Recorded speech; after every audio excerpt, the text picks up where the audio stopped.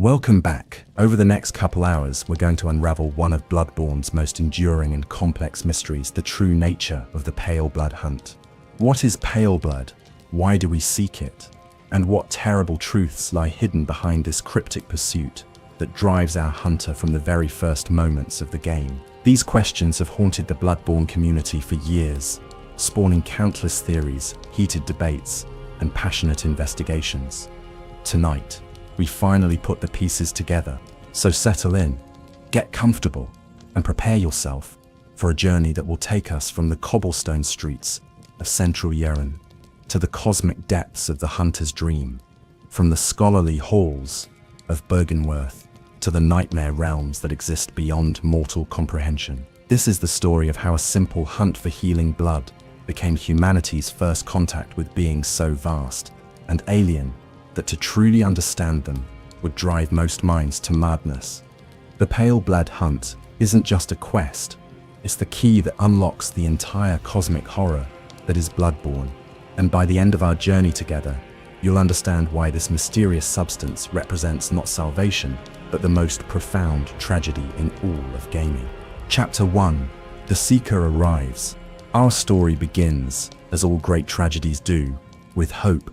Picture, if you will, a weary traveler arriving in the Gothic city of Yharnam as dusk settles over its imposing spires and narrow, winding street. This traveler, our hunter, comes seeking something called Paleblood, drawn by rumors and whispered promises of miraculous healing that this substance supposedly provides. But what exactly is Paleblood?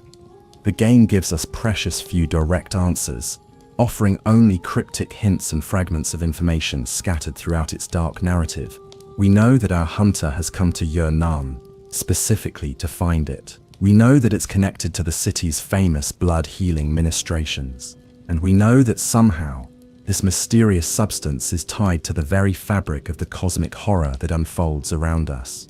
The beauty and terror of Bloodborne's opening lies in how it immediately establishes the central mystery, while simultaneously revealing that we, the players, understand no more than our character does. We are all seekers, all hunters, all desperately grasping for answers in a world that seems designed to withhold them.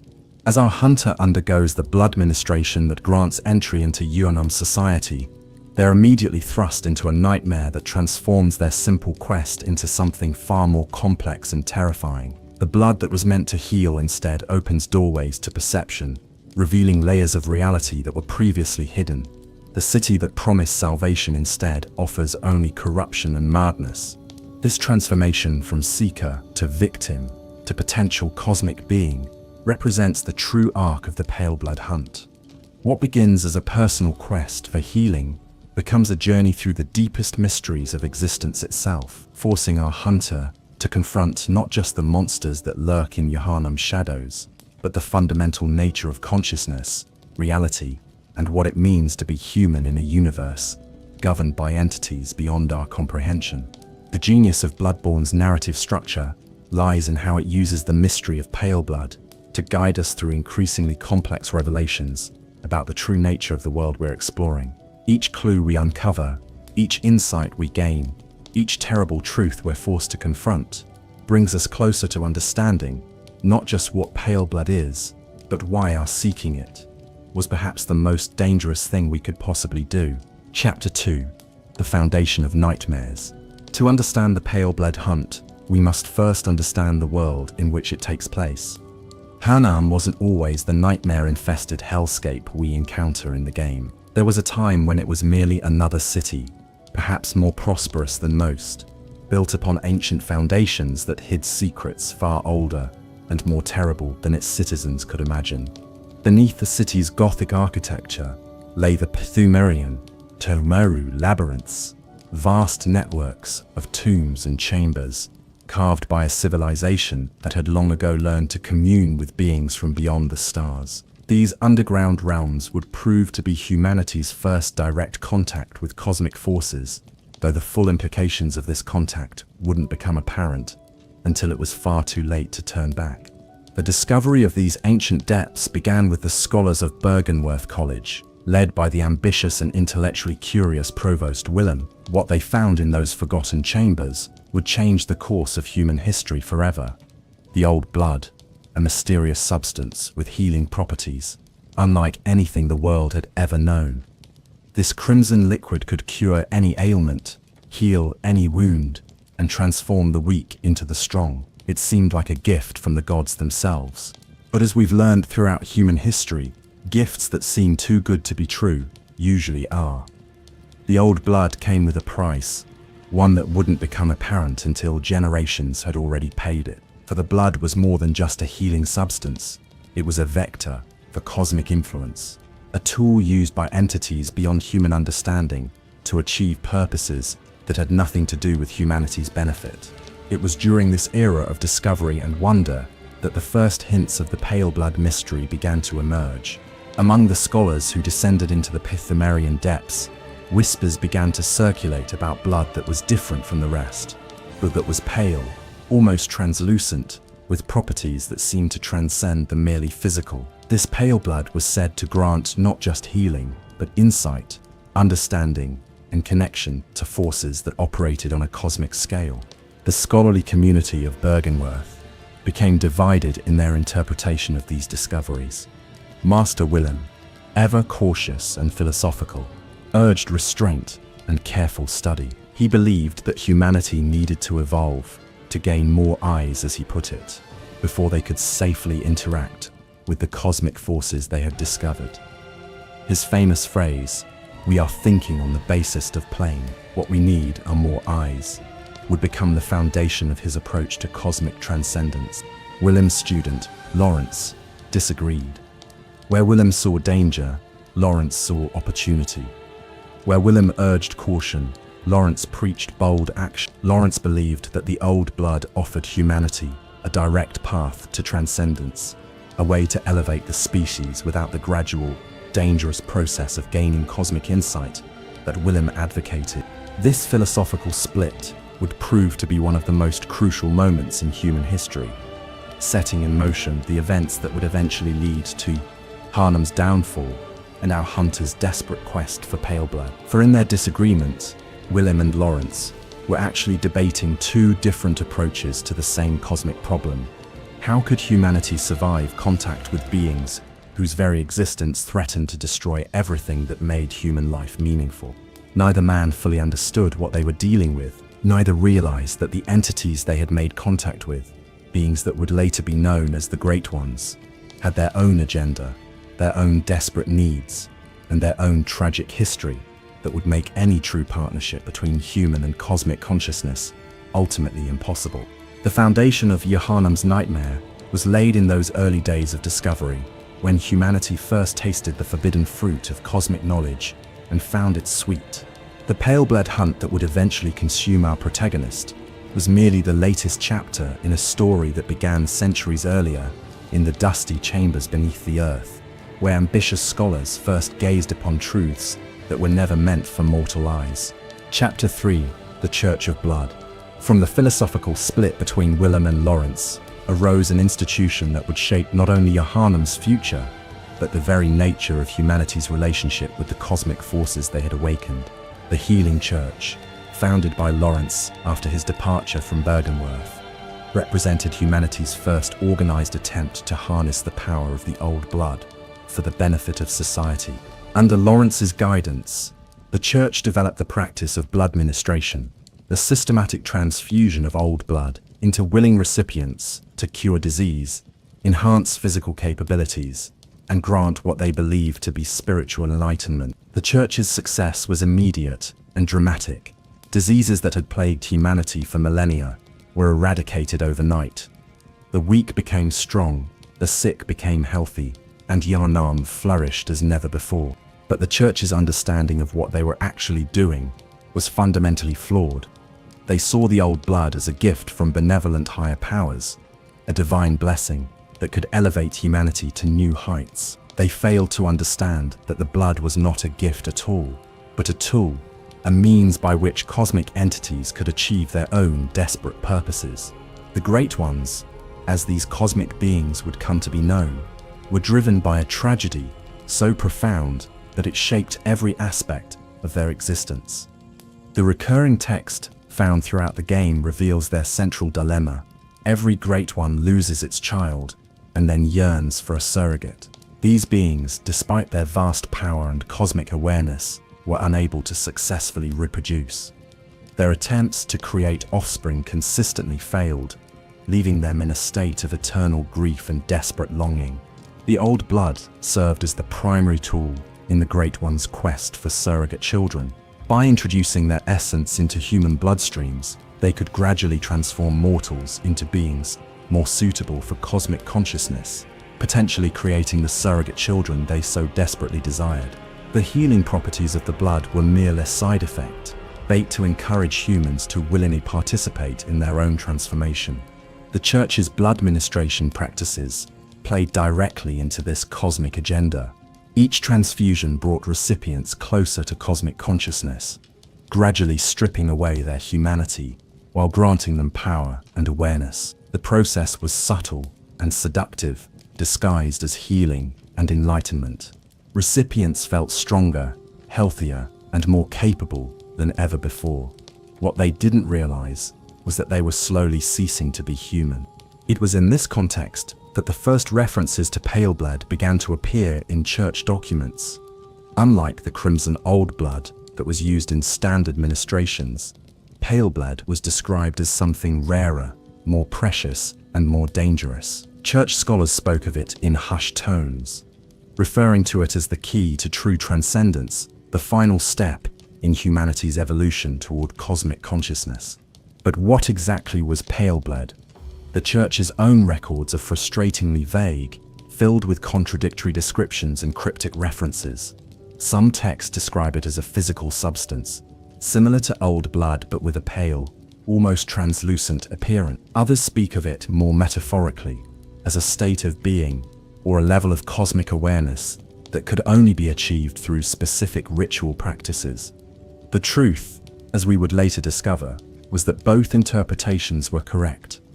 Paleblood was simultaneously a physical substance and a cosmic state of being, the blood of entities that had achieved the highest levels of transcendence, and the consciousness that such transcendence required. To seek Paleblood was to seek transformation into something beyond human understanding, something that could exist in both mortal and cosmic realms simultaneously. The Church's attempts to understand and harness Paleblood led to some of their most ambitious and ultimately catastrophic experiments. The Choir, the Church's most elite research division, dedicated themselves entirely to the pursuit of cosmic communion and the secrets of Paleblood. Their research facilities, hidden away in the upper levels of the cathedral ward, became laboratories where the boundaries between human and cosmic consciousness were systematically explored and violated.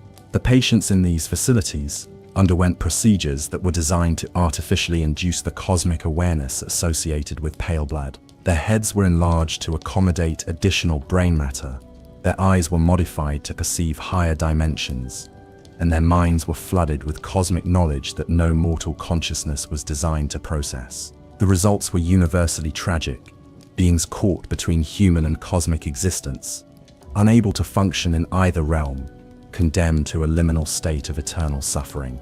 As the Church's experiments continued and intensified, strange phenomena began to manifest throughout Yharnam. Citizens reported seeing impossible creatures lurking in the shadows, hearing voices that spoke of things beyond mortal comprehension, and experiencing visions that seemed to show glimpses of other worlds, other realities, other forms of existence. These were the first signs that the barrier between the mortal world and the cosmic realms was beginning to break down. The beast scourge that would eventually consume Yharnam represented the ultimate failure of the Church's approach to cosmic transcendence. Rather than elevating humans to cosmic consciousness, the Old Blood was transforming them into creatures that reflected the alien nature of the Great Ones themselves. The beasts that prowled Yharnam's streets were not random mutations, but humanity, as viewed through cosmic consciousness, base, violent, driven by instinct, rather than reason. Yet even as Yharnam descended into nightmare, the Church continued its desperate search for Paleblood. convinced that this mysterious substance held the key to salvation. They failed to understand that pale blood wasn't a cure for their predicament. It was the ultimate expression of it, the final transformation that would complete humanity's journey from mortal to cosmic consciousness, regardless of whether humanity was ready for such a transformation or not. Chapter 4. The Scholars Lament. While Lawrence and his healing church pursued their vision of blood-based transcendence, Master Willem continued his own research into the cosmic mysteries that had been uncovered beneath Yharnam. His approach was fundamentally different from that of his former student. Where Lawrence sought to use cosmic power, Willem sought to understand it. Where Lawrence was bold and decisive, Willem was cautious and contemplative. This difference in approach would prove crucial to understanding the true nature of the Paleblood Hunt. Willem's philosophy centered on the idea that humanity needed to evolve intellectually and spiritually before it could safely interact with cosmic forces. His famous declaration that humanity needed more eyes wasn't just a metaphor, it was a literal description of what he believed was necessary for cosmic consciousness. Eyes, in the context of Bloodborne's lore, represent insight, awareness, and the ability to perceive realities that exist beyond normal human perception. From his research into the Pothemarian ruins and his study of the Great Ones, Willem came to understand something that Lawrence never grasped. The cosmic entities they had encountered were not benevolent gods offering gifts to humanity, but tragic beings driven by their own desperate needs and limitations. The Great One's quest for surrogate children wasn't a blessing for humanity, it was a cosmic tragedy that threatened to consume everything human in its wake. Willem's research led him to Rom, one of his most promising students at Bergenworth. Rom was brilliant, dedicated, and possessed the kind of intellectual curiosity that made her an ideal candidate for the dangerous pursuit of cosmic knowledge. When Willem realized that someone needed to serve as humanity's guardian against cosmic influence, he chose Rom for one of the most profound and tragic sacrifices in the game's lore. Through a process that involved direct contact with cosmic entities, Willem arranged for Rom to be transformed into something beyond human, a being capable of maintaining the barrier between mortal perception and cosmic reality. Rom, the vacuous spider, as she became known, would spend eternity hiding the truth of humanity's situation from ordinary mortals, protecting them from knowledge that would drive them mad, while simultaneously preventing them from developing the insight they would need to truly transcend their limitations. Rom's transformation represents one of the most successful examples of the process that our hunter undergoes in their quest for pale blood. She retained enough of her human consciousness to understand her purpose and carry out her protective function, while gaining enough cosmic awareness to interact with Great Ones on their own level. In many ways, Rom achieved the perfect balance between mortal and cosmic consciousness that the Great Ones sought in their surrogate children. But Rom's success came at a terrible price. The transformation stripped away her ability to grow, to change, to experience the dynamic development that made human consciousness valuable in the first place. She became locked in a state of eternal vigilance, powerful but static, aware but emotionally distant from the humanity she was protecting. Her sacrifice allowed humanity to continue existing in ignorance of their true situation, but it also prevented them from developing the insight they would need to eventually transcend that situation. Willem's own fate reveals the limitations of his approach to cosmic transcendence.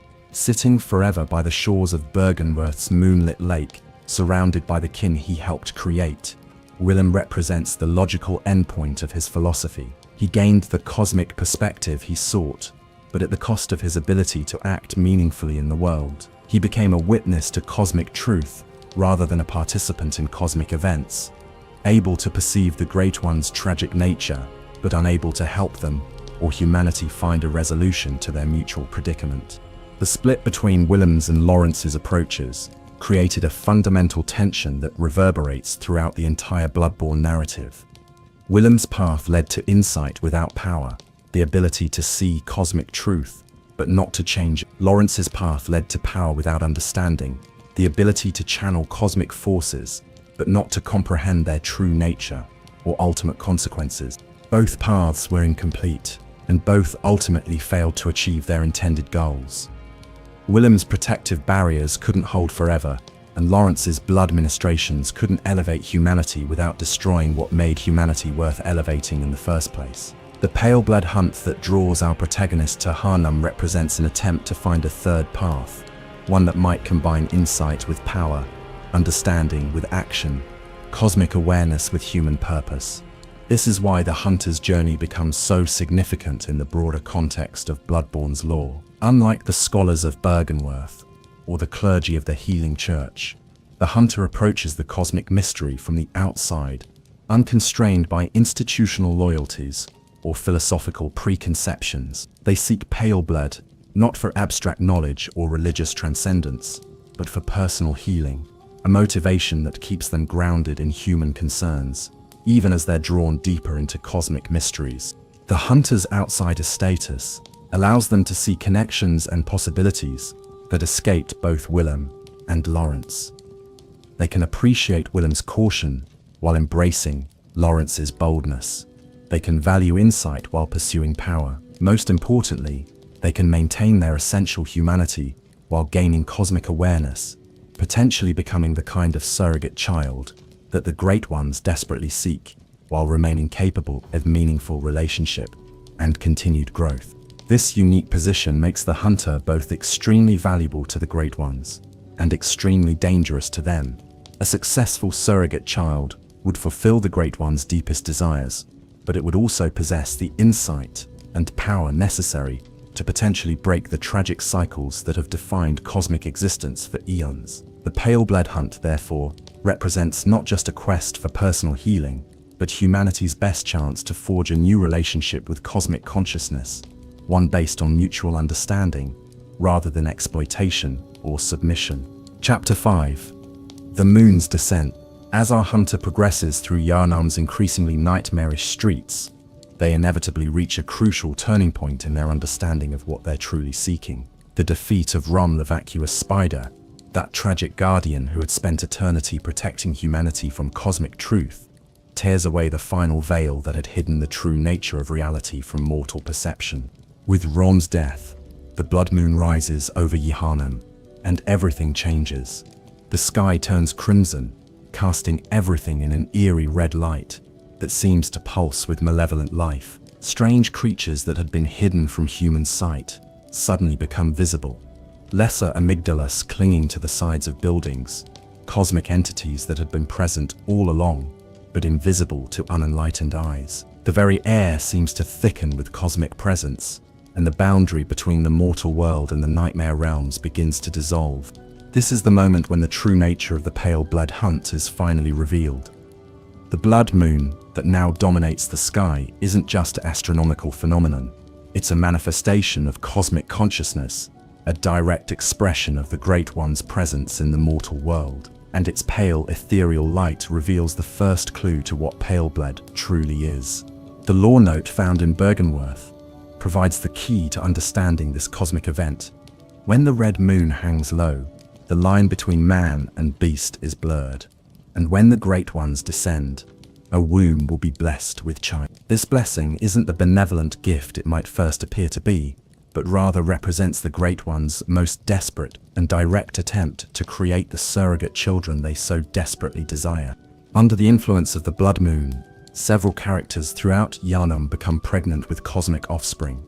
Ariana, a woman of Cainhurst blood, who serves as a source of healing blood for the hunter, suddenly finds herself carrying a child that develops at an impossible rate. The impostor Yosefka, already partially transformed into a kin through her research, also becomes pregnant with a cosmic entity. These pregnancies represent the Great One's most direct attempts at reproduction, their last desperate gambit to create beings that can bridge the gap between mortal and cosmic consciousness.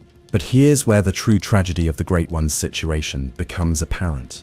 The offspring produced by these cosmic pregnancies are not the successful surrogate children their parents hoped for. Ariana's child, when born, is a slimy, alien creature that barely seems alive, a pale, translucent being that represents the physical manifestation of cosmic consciousness forced into mortal form.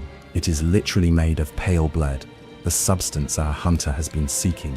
But it's also a profound failure as a potential surrogate child.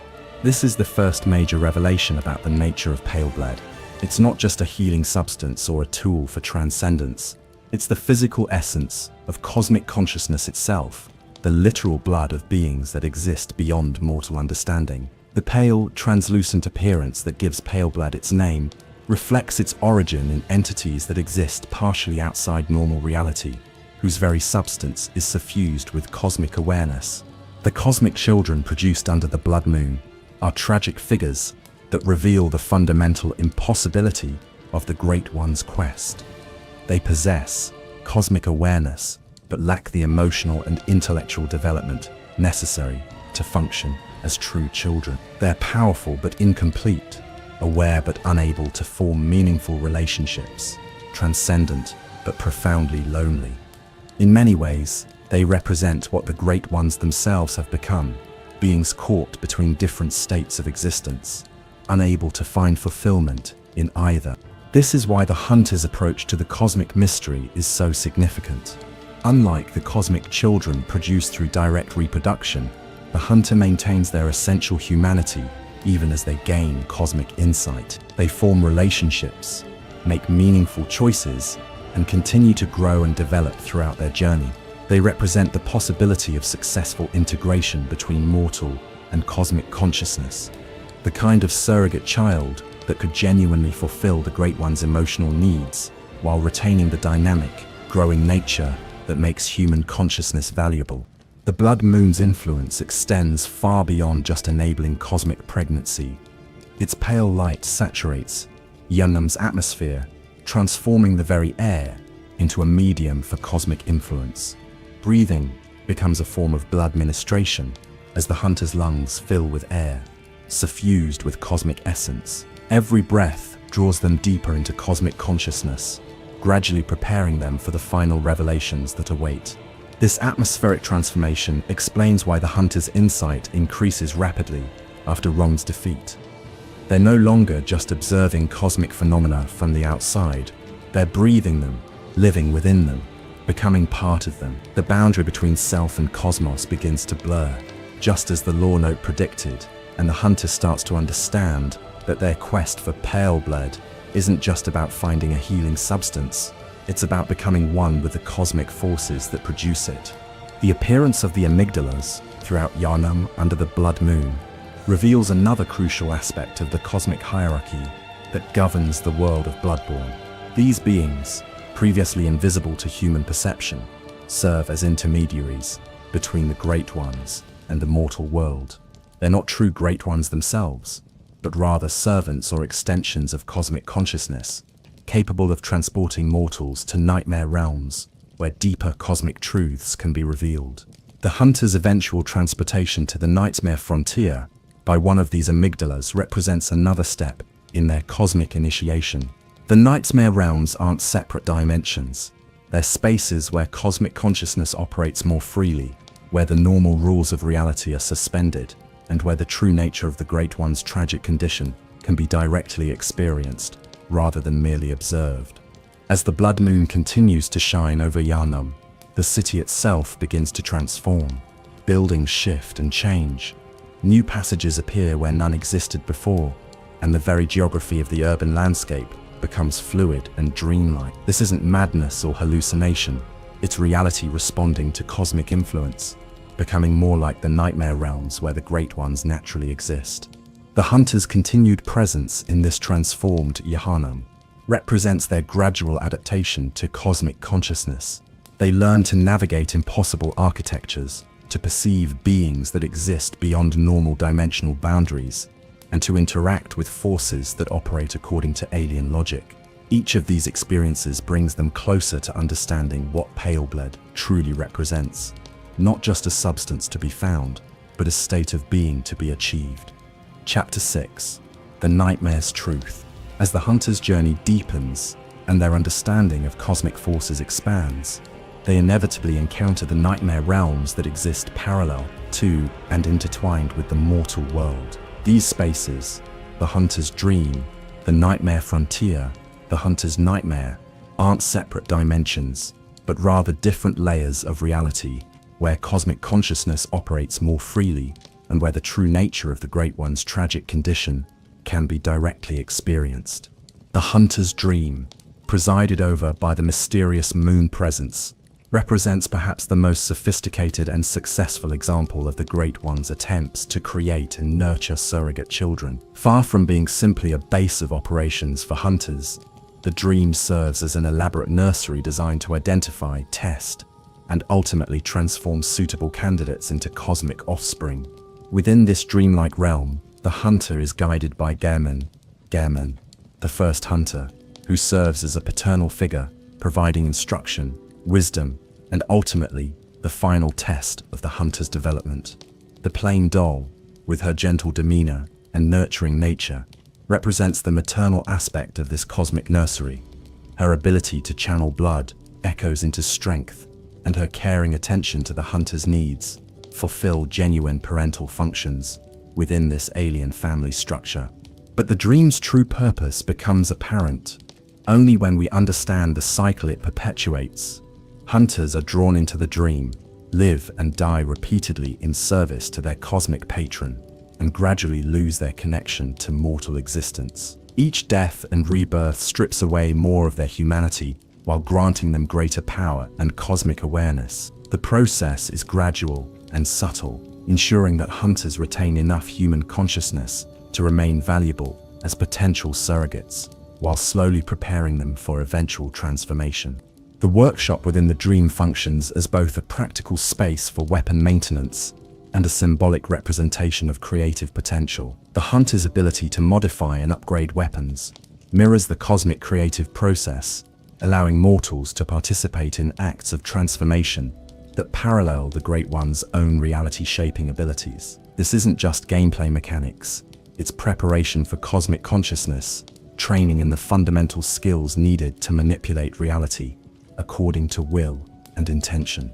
The various messenger services throughout the dream represent the Great One's attempt to maintain communication networks across their cosmic ecology. These small beings serve as intermediaries between different levels of cosmic consciousness, carrying information and objects between realms. While remaining largely invisible to mortal perception, their presence in the dream indicates that the hunter is being integrated into a vast cosmic community, whether they realize it or not. The Nightmare Frontier introduces the hunter to more chaotic and dangerous aspects of cosmic existence.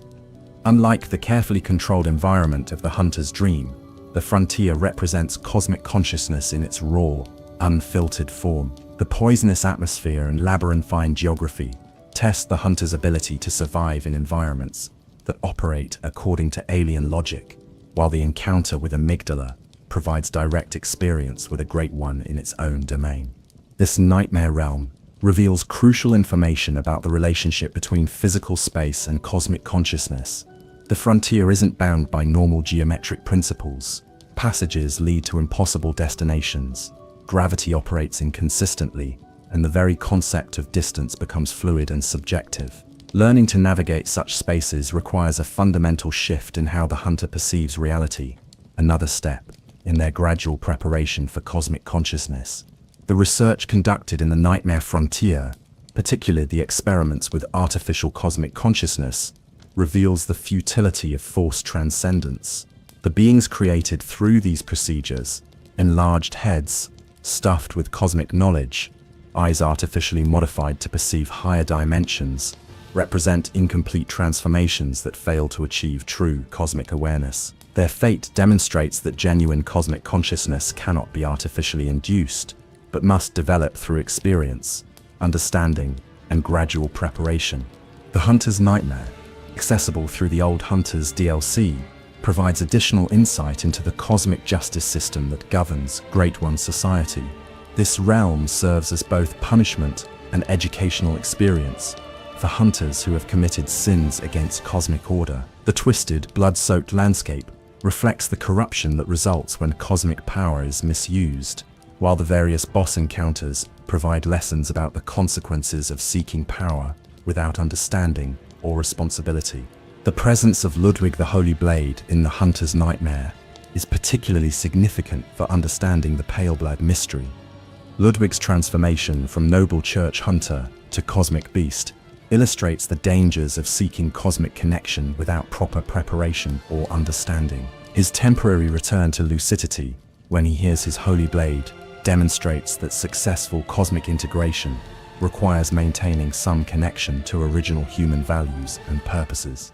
The Orphan of Kos encounter in the Hunter's Nightmare provides perhaps the most direct insight into the Great One's reproductive tragedy. The orphan emerges from its mother's corpse, only to exist as a manifestation of rage and cosmic grief.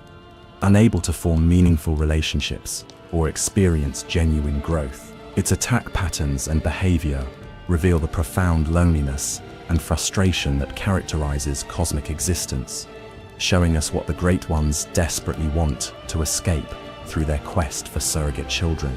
Each nightmare realm the Hunter visits serves as both a test and an educational experience, gradually preparing them for the final revelations about the nature of Paleblood and their own cosmic destiny.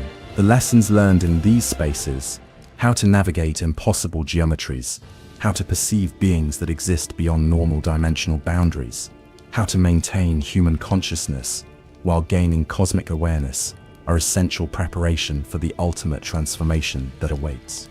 These nightmare experiences also reveal why the Hunter's approach to cosmic consciousness is potentially more successful than previous attempts.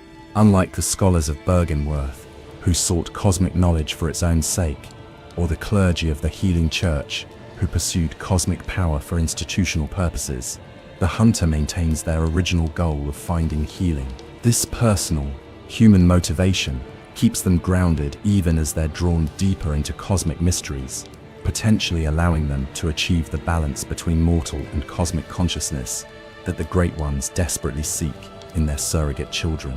The Nightmare Realms serve as cosmic schools, where the Hunter learns to think, perceive, and act according to principles that transcend normal human limitations, while retaining the essential humanity that makes them valuable as potential cosmic offspring. This educational process is crucial to understanding why the Paleblood Hunt isn't just about finding a particular substance, but about becoming the kind of being capable of safely integrating cosmic consciousness with human values and purposes. Chapter 7: The Formless Hunger. Among all the Great Ones that influence the events of Bloodborne, none represents a more sophisticated or ultimately successful approach to surrogate creation than Odin, the Formless One. Unlike other cosmic entities that must work through elaborate dream realms and testing grounds, Odin has developed a unique strategy that allows for unprecedented subtlety and pervasive influence in the mortal world. Odin exists only in voice and consciousness, lacking any physical form that would limit its ability to interact with mortal reality. This formless nature, rather than being a limitation, becomes Odin's greatest strength in the quest for surrogate children, where other Great Ones must rely on obvious supernatural manifestations that alert potential subjects to their cosmic nature. Odin can infiltrate human consciousness and biological systems without detection. The genius of Odin's approach lies in its integration with humanity's existing desires and systems. Rather than creating obviously supernatural testing grounds or forcing dramatic transformations, Odin works through the old blood itself, using humanity's natural desire for healing and transcendence as a vector for cosmic influence. This strategy allows Odin to reach far more potential candidates than other Great Ones, while maintaining plausible deniability about the true nature of the transformation process. Odin's influence extends throughout Walmund's history, present in every blood ministration, every healing ritual, every attempt to use the old blood for human benefit. The Healing Church's entire operation, from its founding by Lawrence to its eventual corruption and collapse, serves Odin's reproductive strategy, whether the Church's leaders realize it or not. The emphasis on blood purity, special bloodlines, and the selection of blood saints all reflect Odin's criteria for suitable surrogate mothers. The selection of Ariana as a primary target for Odin's reproductive attempts reveals the sophistication of this strategy. As a descendant of the Cainhurst bloodline, Ariana possesses genetic and spiritual characteristics that make her particularly suitable for cosmic pregnancy. The vile blood heritage includes a history of forbidden blood practices and cosmic communion that has prepared her bloodline for exactly this kind of cosmic intervention. When the blood moon rises and cosmic influence reaches its peak intensity, Odin impregnates Ariana through her blood, creating a hybrid offspring that carries both mortal and cosmic elements. The pregnancy progresses at supernatural speed, developing from conception to birth within hours or days, rather than months. This accelerated process reflects the different temporal rules that govern cosmic reproduction compared to mortal biology. The child born from this cosmic union represents both Aiden's greatest success and its most profound failure.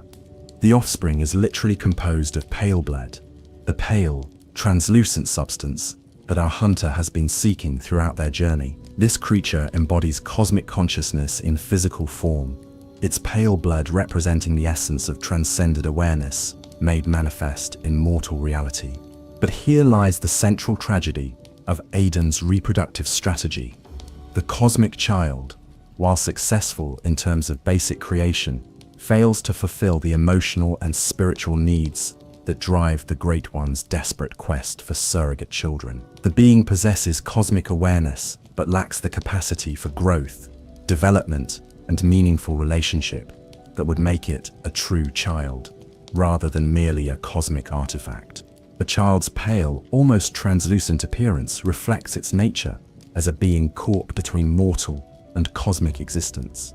It has substance enough to exist in physical reality, but its essence is so suffused with cosmic consciousness that it can barely maintain coherent form. This liminal state represents the fundamental challenge facing all Great One reproduction attempts: how to create beings that possess cosmic awareness while retaining the dynamic, growing nature that makes childhood meaningful.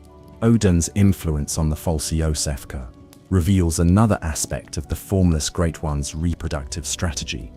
Through her research into cosmic transformation and her gradual conversion into a keen, Yosefka becomes another vessel for cosmic pregnancy.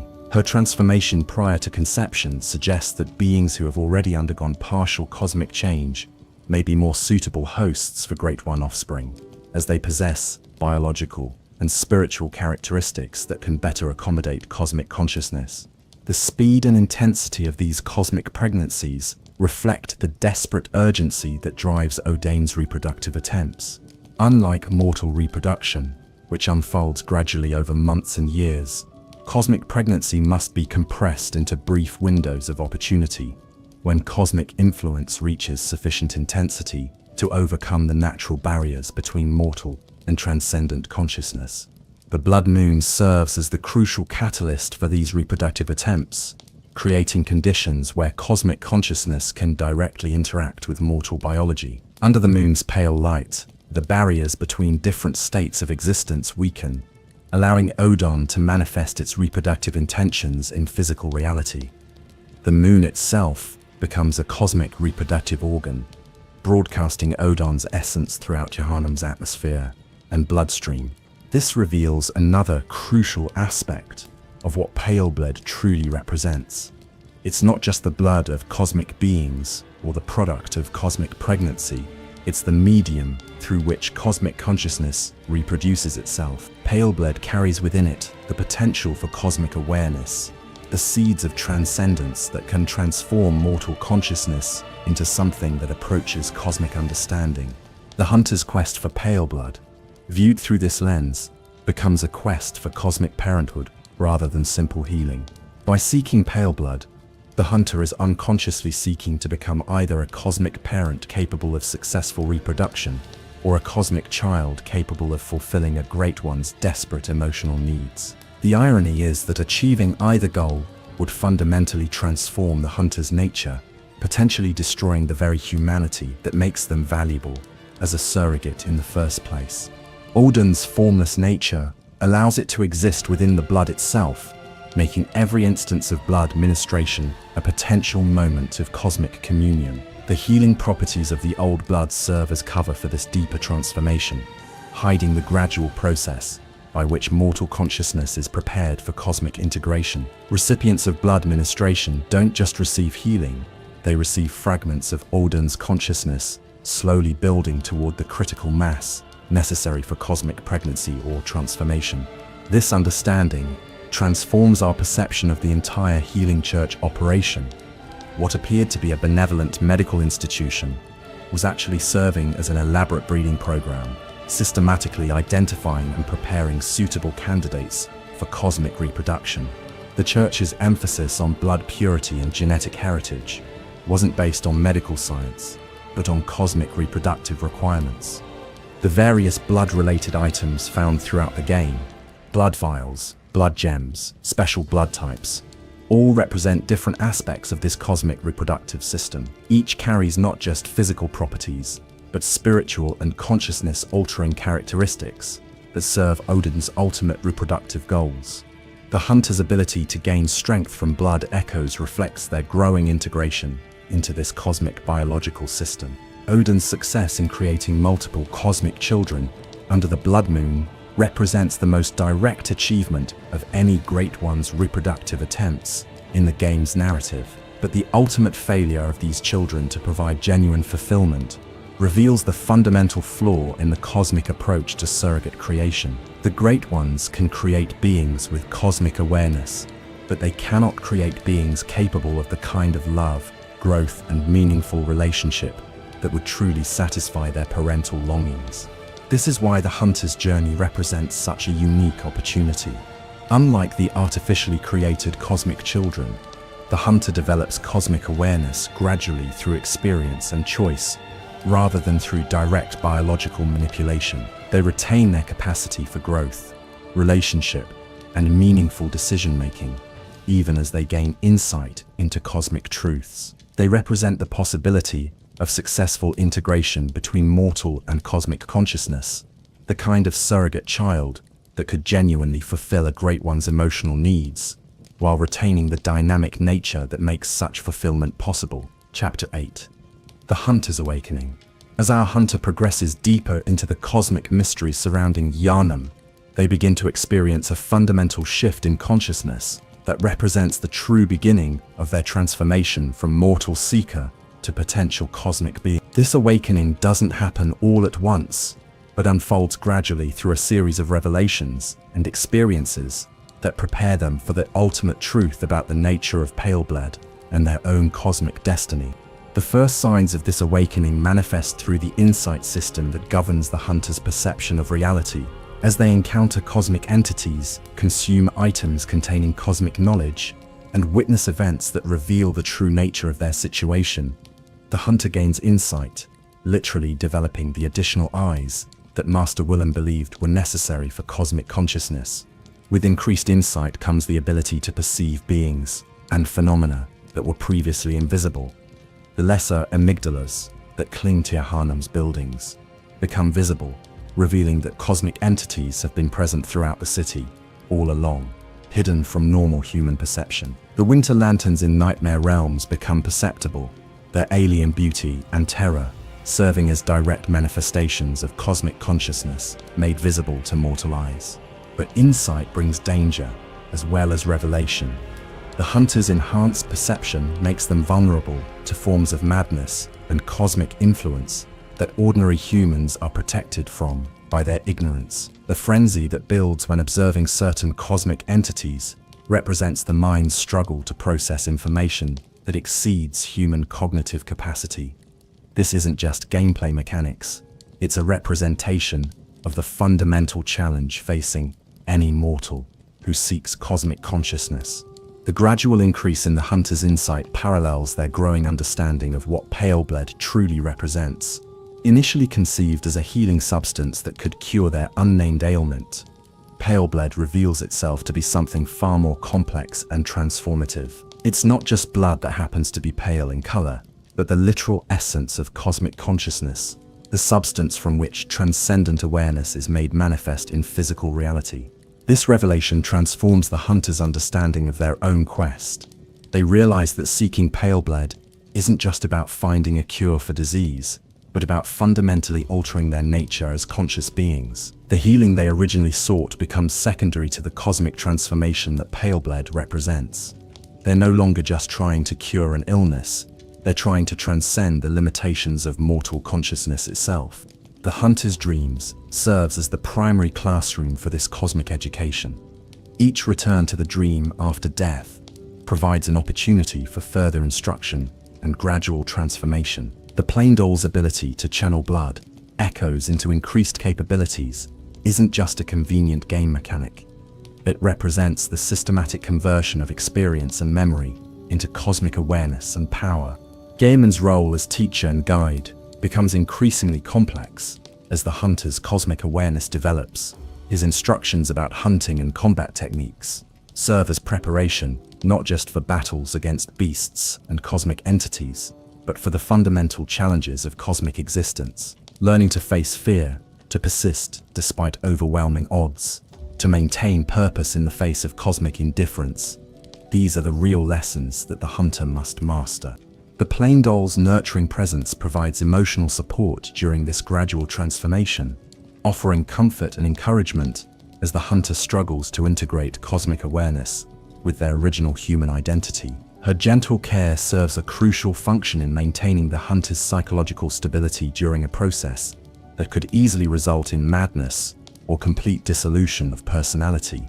As the hunter's insight increases and their cosmic awareness deepens, they begin to understand the true nature of the Great One's tragic condition. The recurring theme of lost children and yearning for surrogates takes on personal significance as the hunter realizes they're being evaluated as a potential solution to this cosmic tragedy. Every test they face, every challenge they overcome, every revelation they integrate serves to determine their suitability as a surrogate cosmic child.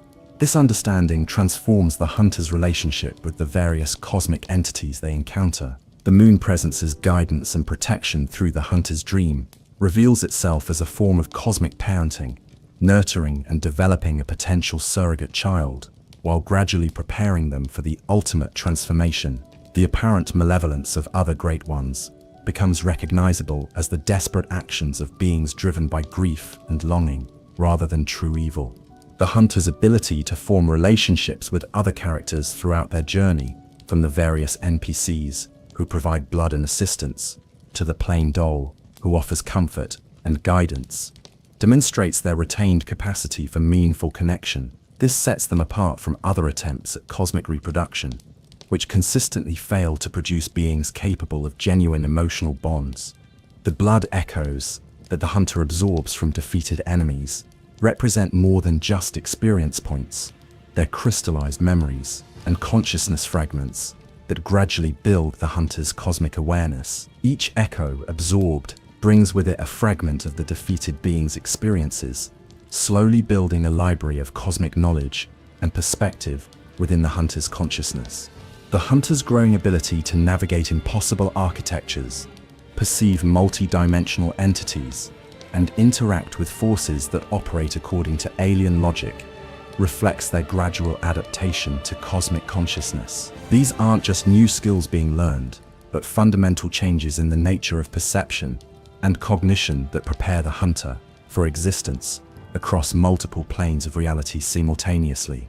The weapons and tools that the hunter masters throughout their journey serve as more than just instruments of combat. They're technologies for manipulating reality according to will and intention. Learning to enhance weapons with blood gems, to transform simple tools into instruments of cosmic power, to channel cosmic energy through physical objects. These skills parallel the reality-shaping abilities that characterize full cosmic consciousness. As the hunter's awakening progresses, they begin to experience moments of cosmic perception, brief glimpses of reality from the perspective of a Great One. These moments, often triggered by encounters with particularly powerful cosmic entities or exposure to concentrated cosmic influence, provide direct experience of what full cosmic consciousness would entail. These glimpses reveal both the incredible power and the profound loneliness that characterize cosmic existence. The hunter experiences the ability to perceive multiple dimensions simultaneously, to understand the fundamental forces that govern reality, to manipulate space and time according to conscious intention. But they also experience the isolation that comes with such transcendence, the inability to form meaningful connections with beings operating on lower levels of consciousness. The weight of cosmic responsibility the grief that comes from understanding the tragic nature of existence itself. Yet the hunters' retained humanity allows them to experience these cosmic perspectives without being overwhelmed by them. Their original human values and emotional connections serve as anchors that prevent complete dissolution into cosmic consciousness. This balance represents exactly what the Great Ones have been seeking in their quest for surrogate children, beings capable of cosmic awareness, who retain the capacity for growth, relationship, and meaningful emotional connection.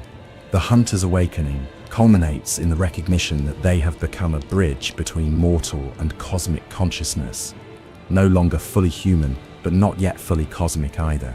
This liminal state represents both tremendous opportunity and profound danger, as the hunter must navigate the final stages of their transformation without losing the essential qualities that make them valuable as a potential cosmic child.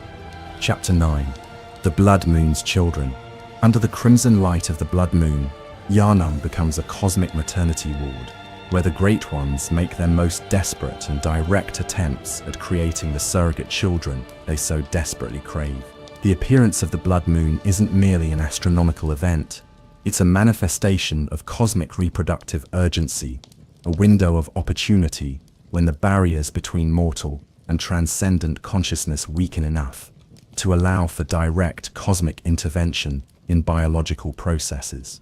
The lore note found in Bergenworth provides the key to understanding this phenomenon. When the red moon hangs low, the line between man and beast is blurred, and when the Great Ones descend, a womb will be blessed with child. This blessing represents the culmination of the Great Ones' long-term strategies for surrogate creation, their last desperate attempt to create beings capable of bridging the gap between cosmic and mortal consciousness. The selection of recipients for this cosmic blessing isn't random. The Great Ones demonstrate sophisticated understanding of human genetics, psychology, and spiritual development in choosing their surrogate mothers. Ariana, with her Canehurst Vileblood heritage, represents an ideal candidate due to her bloodline's history of forbidden blood practices and cosmic communion. Her genetic makeup has been refined through generations of exposure to cosmic influence, making her biology particularly compatible with cosmic pregnancy. The false Iosefka's pregnancy reveals another selection criterion. Prior cosmic transformation enhances suitability for surrogate motherhood. Her research into cosmic consciousness and gradual conversion into a Keen has prepared her biology and psychology for cosmic pregnancy in ways that normal human physiology cannot accommodate. Her transformation demonstrates that successful cosmic reproduction may require recipients who have already begun the journey toward transcendence. The speed at which these cosmic pregnancies develop reflects the different temporal rules that govern transcendent reproduction, while mortal pregnancy unfolds over months, allowing for gradual development and preparation. Cosmic pregnancy must be compressed into the brief windows when cosmic influence can directly affect physical reality. The children must develop from conception to birth within hours or days, their growth accelerated by cosmic forces that operate outside normal biological constraints. The offspring produced by these cosmic unions represent the physical manifestation of pale blood itself. These children are composed of the pale, translucent substance that our hunter has been seeking throughout their journey. Their ethereal appearance reflects their nature as beings that exist partially outside normal reality, their very substance suffused with the cosmic consciousness that created them. But these cosmic children also represent the fundamental tragedy of the Great Ones' reproductive attempts. Despite possessing cosmic awareness and transcendent capabilities, they fail to fulfill the emotional and relational needs that drive their cosmic parents' desperate quest. They're powerful, but incomplete, aware but unable to form meaningful bonds, transcendent but profoundly isolated.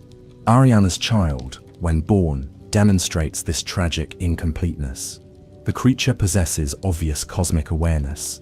It can perceive realities beyond normal human perception and manifests supernatural abilities from the moment of birth. But it lacks the capacity for growth, development, and emotional connection that would make it a true child, rather than merely a cosmic artifact. Its constant, unsettling presence serves as a reminder of both the Great One's reproductive success and their ultimate failure to achieve genuine parenthood.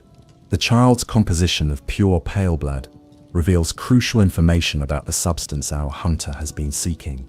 Pale blood isn't just a healing agent or a tool for transcendence. It's the literal essence from which cosmic consciousness constructs physical form. To possess pale blood is to possess the building blocks of transcendent awareness, the raw material from which the bridge between mortal and cosmic consciousness can be constructed. This understanding transforms the hunter's quest from a search for external healing to a process of internal transformation. The pale blood they seek isn't something to be found and consumed, but something to be become. Their journey through Yunam's nightmare has been preparing them to generate their own pale blood through the gradual integration of cosmic consciousness with retained human awareness. The Moon Presence's reaction to these other cosmic reproductions reveals the competitive nature of Great One relationships. Each successful cosmic pregnancy represents another Great One's achievement in the quest for surrogate children, potentially reducing the Moon Presence's own opportunities for successful reproduction. This cosmic competition adds urgency to the Moon Presence's efforts to transform the hunter into its own surrogate child. The cosmic children's inability to provide genuine fulfillment to their Great One parents drives the continued cosmic intervention in mortal affairs. Rather than achieving satisfaction through successful reproduction, the Great Ones find themselves with offspring that increase their isolation rather than alleviating it. The cosmic children serve as constant reminders of what the Great Ones have lost, rather than replacements for what they seek. This pattern of reproductive failure explains why the hunter's gradual transformation represents such a unique opportunity.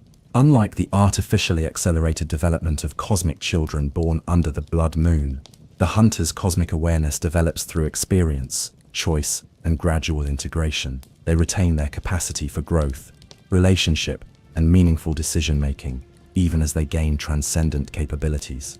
The hunter's ability to interact meaningfully with the cosmic children they encounter demonstrates their potential value as a successful surrogate. While other characters flee from or are disturbed by these cosmic offspring, the hunter can perceive their true nature and respond with appropriate understanding. This capacity for cosmic empathy suggests the kind of emotional and spiritual development that could make the hunter genuinely valuable as a cosmic child. The blood moon's influence extends beyond just enabling reproduction to fundamentally altering the nature of reality throughout Yunam. Under its pale light, the city itself becomes more like the nightmare realms where Great Ones naturally exist. Buildings shift and change, new passages appear where none existed before, and the normal rules governing space and time become fluid and subjective. This environmental transformation serves as preparation for cosmic existence, gradually accustoming the hunter to the kinds of reality manipulation that characterize full cosmic consciousness. Learning to navigate a world where physical laws are suggestions rather than absolute rules prepares the hunter for the ultimate transformation that awaits them. The various NPCs' reactions to the blood moon and its cosmic children reveal the spectrum of human responses to direct cosmic intervention. Some, like Ariana, accept their cosmic pregnancy with resignation or even pride. Others, like the various citizens who have barricaded themselves in their homes, respond with terror and rejection. The hunter's measured, investigative response demonstrates the kind of balanced perspective that makes them particularly suitable for cosmic adoption. The blood moon period represents the climax of cosmic intervention in mortal affairs, the moment when the Great One's long-term strategies for surrogate creation reach their ultimate expression. But it also reveals the fundamental limitations of direct cosmic reproduction and the reasons why the hunter's gradual transformation represents a more promising approach to solving the cosmic tragedy of childlessness. Chapter 10. The Cosmic Hierarchy. Reveal.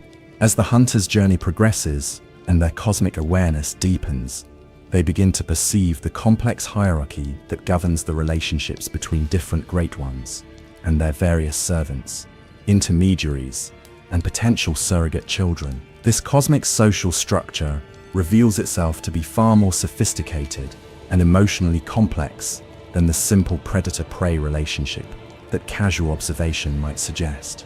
At the apex of this hierarchy stand the true Great Ones, beings of such vast power and cosmic awareness that they exist across multiple dimensions, simultaneously, perceiving reality from perspectives that encompass entire planes of existence. The Moon Presence, Eden, Amygdala, and others represent different approaches to cosmic consciousness and different strategies for addressing the fundamental tragedy that defines their existence. The Moon Presence operates through careful cultivation and gradual transformation, using the hunter's dream as a sophisticated nursery for developing potential surrogate children. Its approach emphasizes testing, education, and controlled exposure to cosmic consciousness, allowing candidates to develop transcendent awareness while retaining enough humanity to be valuable as emotional connections. Odon's formless nature allows for more direct and pervasive influence, working through the blood itself to gradually transform entire populations, while identifying particularly suitable candidates for direct reproductive intervention. Its strategy emphasizes integration with existing human systems and desires, making cosmic transformation appear to be natural healing or religious transcendence. The various amygdalas serve different functions within this cosmic hierarchy, some acting as transporters who can move mortals between different planes of existence, others serving as guardians who protect specific cosmic interests or territories. Their multiple arms and alien geometries reflect their role as beings that can manipulate multiple dimensions simultaneously, reshaping reality according to cosmic needs and intentions. Below the true Great Ones, but above ordinary mortals, exist the king beings, who have undergone partial cosmic transformation while retaining enough mortal characteristics to function as intermediaries between the two states of consciousness. Rom the vacuous spider represents perhaps the most successful example of this intermediate state, having achieved enough cosmic awareness to serve as humanity's guardian, while retaining enough human purpose to carry out her protective function. The scholars of Bergenworth, who achieved kin status through their research, represent another approach to this intermediate existence. Their enlarged heads and enhanced perception demonstrate the physical changes that accompany cosmic awareness, while their continued devotion to scholarly pursuits shows how mortal purposes can persist even after transcendence begins.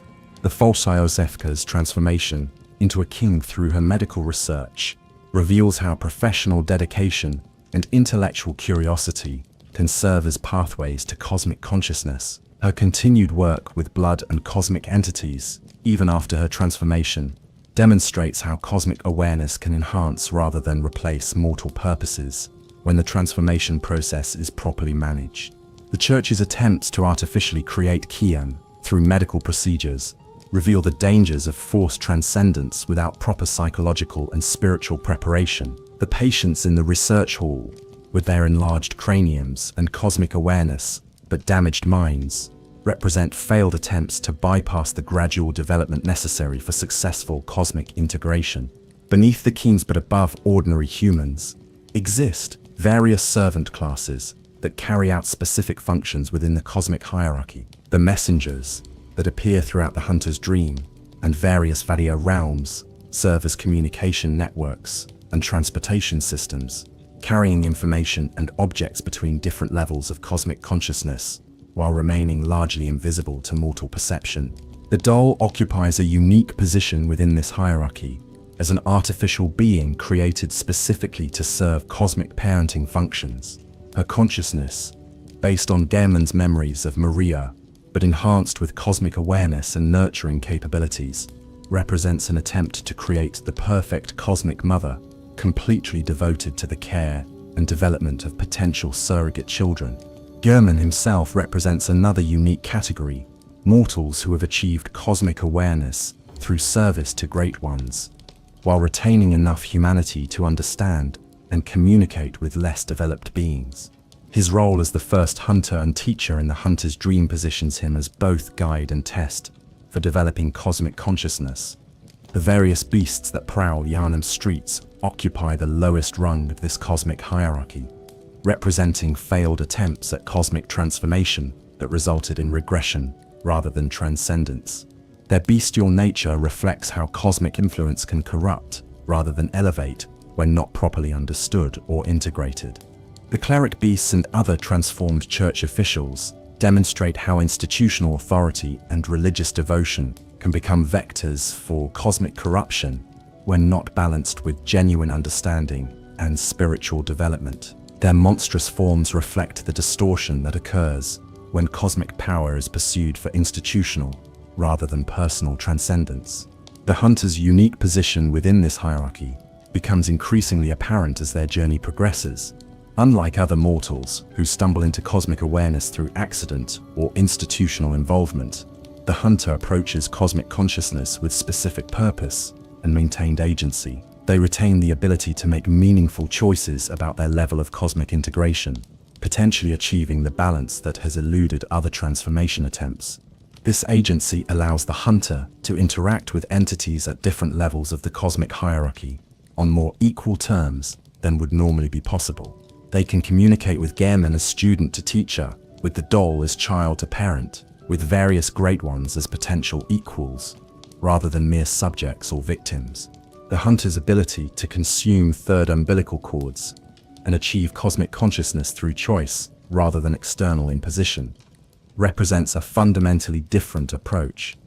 Architecture of Cosmic Transcendence. By willingly taking on the accumulated grief and yearning of failed cosmic reproduction, the hunter demonstrates the kind of emotional and spiritual maturity that could make them genuinely valuable as surrogate children. This cosmic hierarchy reveals that the quest for pale blood isn't just about finding a healing substance, but about achieving the right position within this vast cosmic social structure. Pale blood represents the essence of successful cosmic integration, the ability to exist simultaneously as mortal and transcendent, human and cosmic, individual and universal.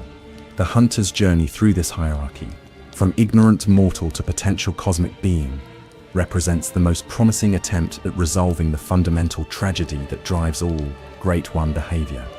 By maintaining their essential humanity while gaining cosmic awareness, by retaining their capacity for growth and relationship while achieving transcendent power, the hunter embodies the possibility of successful cosmic adoption that could finally provide the Great Ones with the genuine children they so desperately seek. Understanding this cosmic hierarchy transforms our perception of the entire Bloodborne narrative, from a simple horror story about monsters and madness to a complex exploration of parenthood, consciousness, and the possibility of meaningful relationship across vast differences in power and awareness. The hunter's quest for pale blood becomes a quest to achieve the perfect balance that could heal the cosmic tragedy of childlessness, while preserving the essential qualities that make such healing meaningful. Chapter 11. The Memory of Blood. Throughout the hunter's journey, blood serves as more than just a healing agent or a source of cosmic power. It functions as a carrier of memory, consciousness, and accumulated experience that spans generations and species. Understanding the true nature of blood's function as a memory storage and transmission system reveals crucial insights into both the mechanics of cosmic transformation and the ultimate nature of what pale blood represents. The concept of blood as memory becomes apparent through the hunter's interaction with various blood types throughout the game. Each variety of blood carries not just physical properties, but spiritual and psychological characteristics that reflect the experiences and consciousness of its origin. When the hunter consumes blood vials or receives blood from NPCs, they're not just restoring physical health, they're absorbing fragments of memory and experience that gradually reshape their understanding of reality. Ariana's blood, described as similar to what was once forbidden, carries within it memories of ancient bloodlines and cosmic knowledge that have been preserved through generations of Canehurst nobles. The healing properties of her blood derive not from its physical composition, but from the memories of transcendence and power that it contains. Each transfusion grants the hunter access to fragments of cosmic understanding that have been carefully cultivated and preserved through selective breeding and ritual practice. The Nun Adela's blood represents a different type of memory preservation, the accumulated experiences of religious devotion and institutional cosmic worship that characterize the healing church's approach to transcendence. Her blood carries memories of prayer, ritual, and hierarchical structure that provide insight into organized religion's attempts to create systematic pathways to cosmic consciousness. The Vile Blood Queen's blood represents the most refined form of memory preservation, blood that has been purified and concentrated through generations of conscious cosmic integration. This blood carries memories of cosmic nobility, sophisticated understanding of blood's true nature, and the complex political and spiritual dynamics that govern relationships between mortal and cosmic consciousness. The blood echoes that serve as currency throughout the game represent crystallized memories and experiences that can be transferred between beings and used to fuel growth and development. When the hunter defeats enemies and absorbs their blood echoes, they're harvesting not just experience points, but actual fragments of consciousness and memory that become part of their own developing awareness. This system reveals that consciousness itself functions as a form of cosmic economy, where experiences and memories can be accumulated, traded, and invested in personal development. The Great Ones operate as the primary controllers of this economy, using their vast accumulations of memory and experience to fund the development of potential surrogate children while guiding the overall direction of cosmic evolution. The insight mechanism that governs the hunter's perception of cosmic reality represents their growing awareness of these memory systems and their increasing ability to perceive the memories carried in blood and other substances.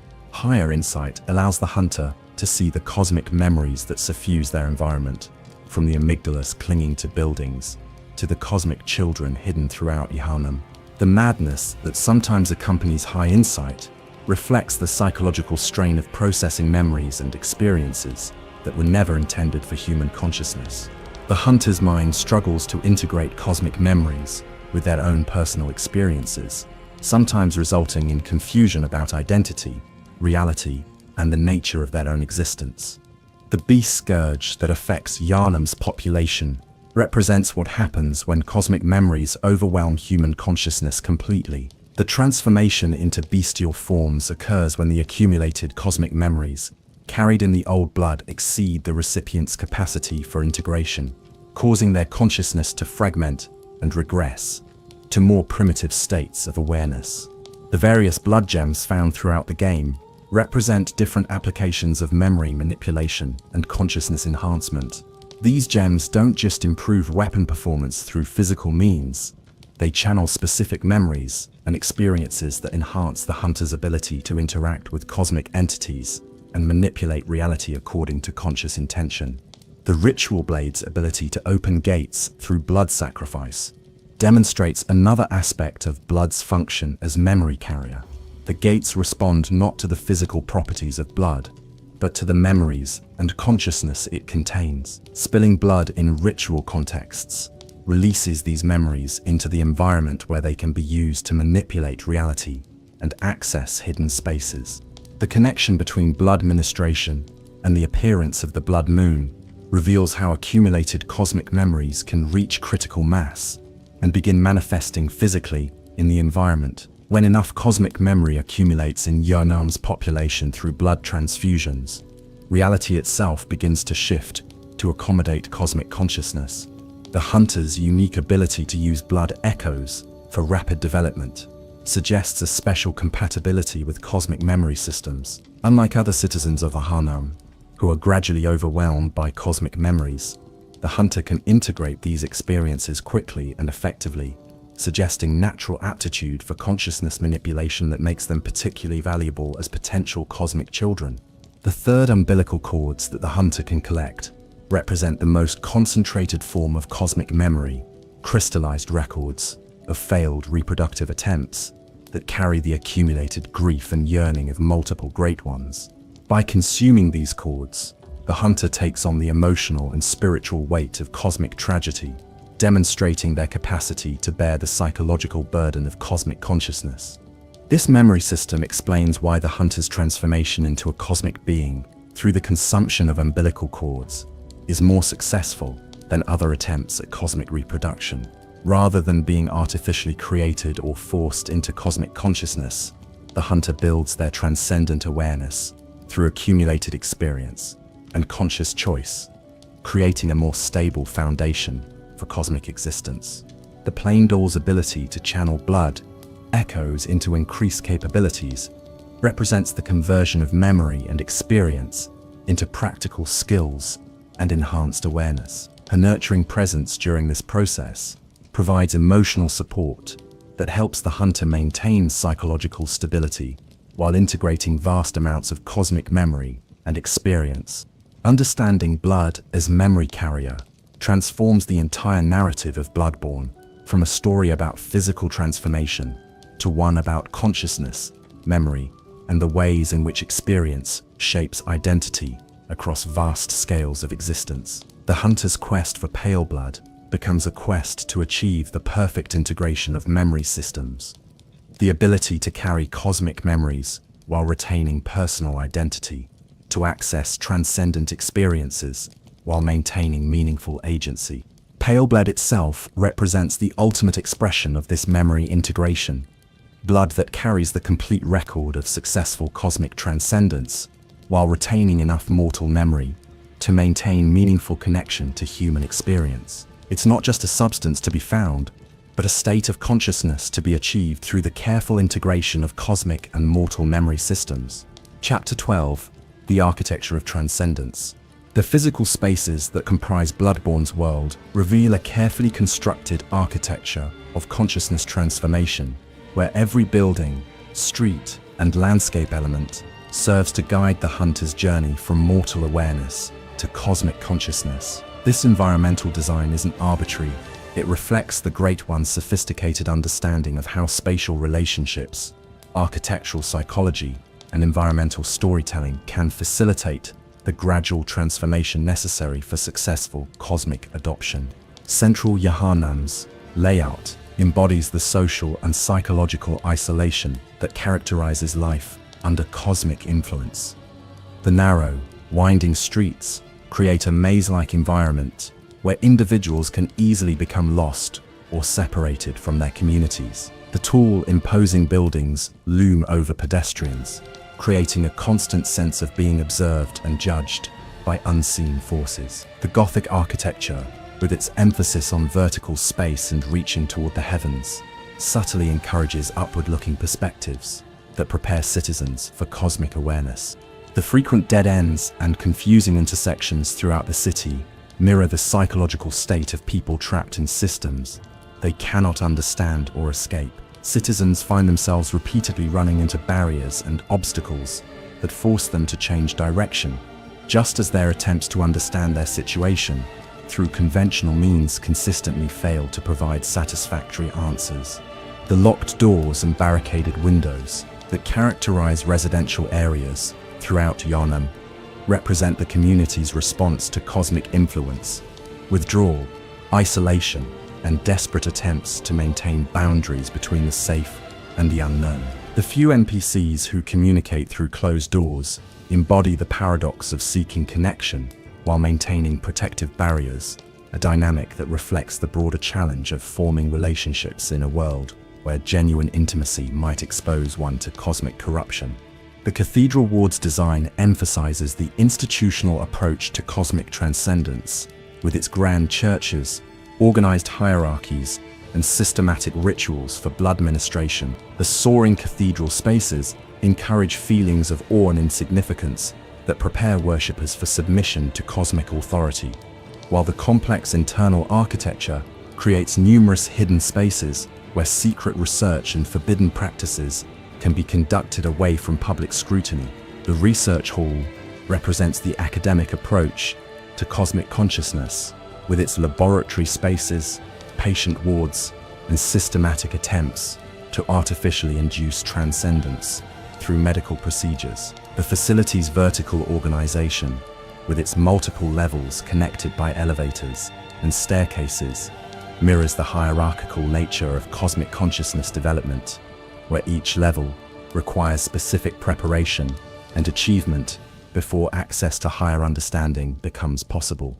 The cramped, uncomfortable conditions in the research hall's patient areas reflect the psychological stress and physical discomfort that accompany forced attempts at cosmic transformation.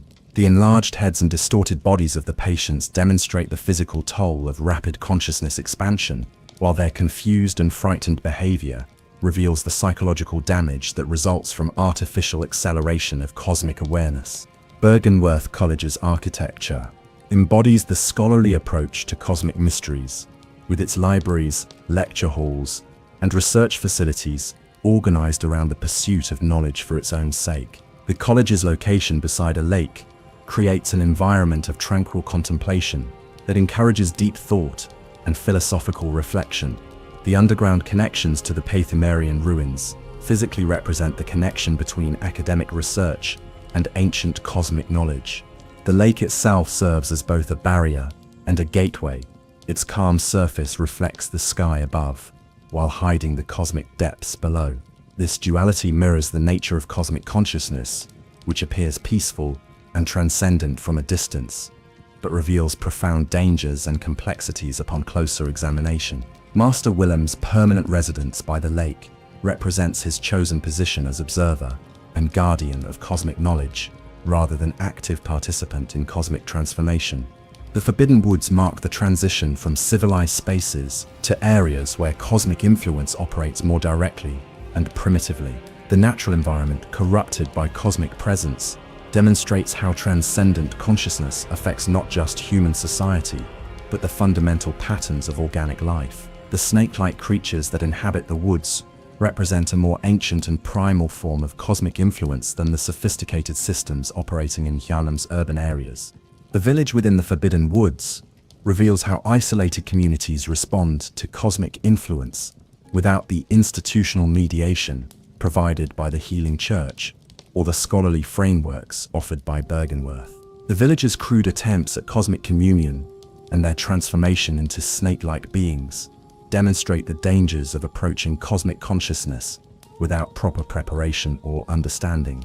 The Nightmare Frontier's impossible geography serves as an advanced training ground for cosmic consciousness, where conventional assumptions about space, time, and causality no longer apply. The poisonous atmosphere and labyrinthine paths test the hunter's ability to navigate environments that operate according to cosmic rather than mortal logic.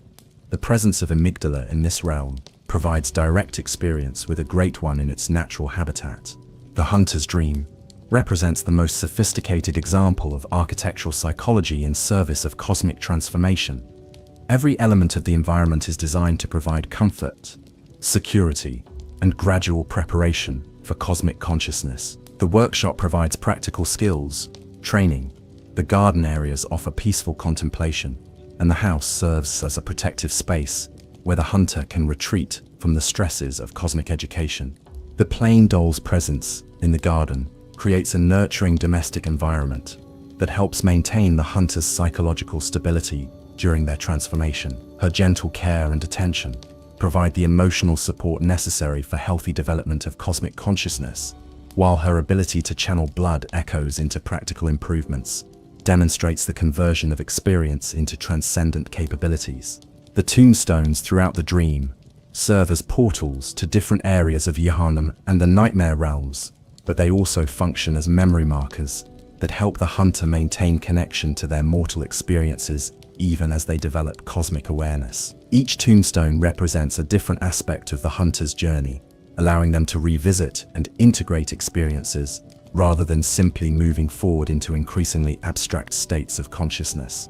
The Hunter's Nightmare, accessible through the DLC content, provides the most complex example of cosmic architecture, as it serves simultaneously as punishment, education, and rehabilitation facility for hunters who have violated cosmic law. The twisted, blood-soaked landscape reflects the psychological state of beings who have gained cosmic power without developing corresponding wisdom or compassion. The various boss arenas throughout the game function as testing chambers, where the hunter must demonstrate mastery of specific aspects of cosmic consciousness before advancing to higher levels of understanding. Each encounter is carefully designed to teach crucial lessons about the nature of cosmic existence, while providing increasingly challenging opportunities to apply developing transcendent abilities.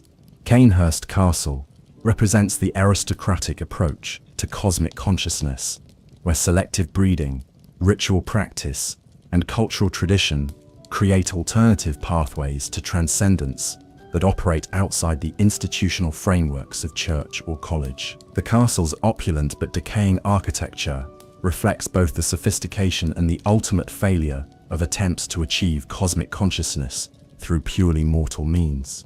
The Pythagorean labyrinths beneath Yunnan represent the original architecture of cosmic consciousness, spaces created by beings who had achieved successful integration of mortal and transcendent awareness. These underground realms demonstrate how cosmic consciousness can be used to create environments that serve both practical and spiritual purposes, providing models for the kind of reality manipulation that the hunter is learning to achieve.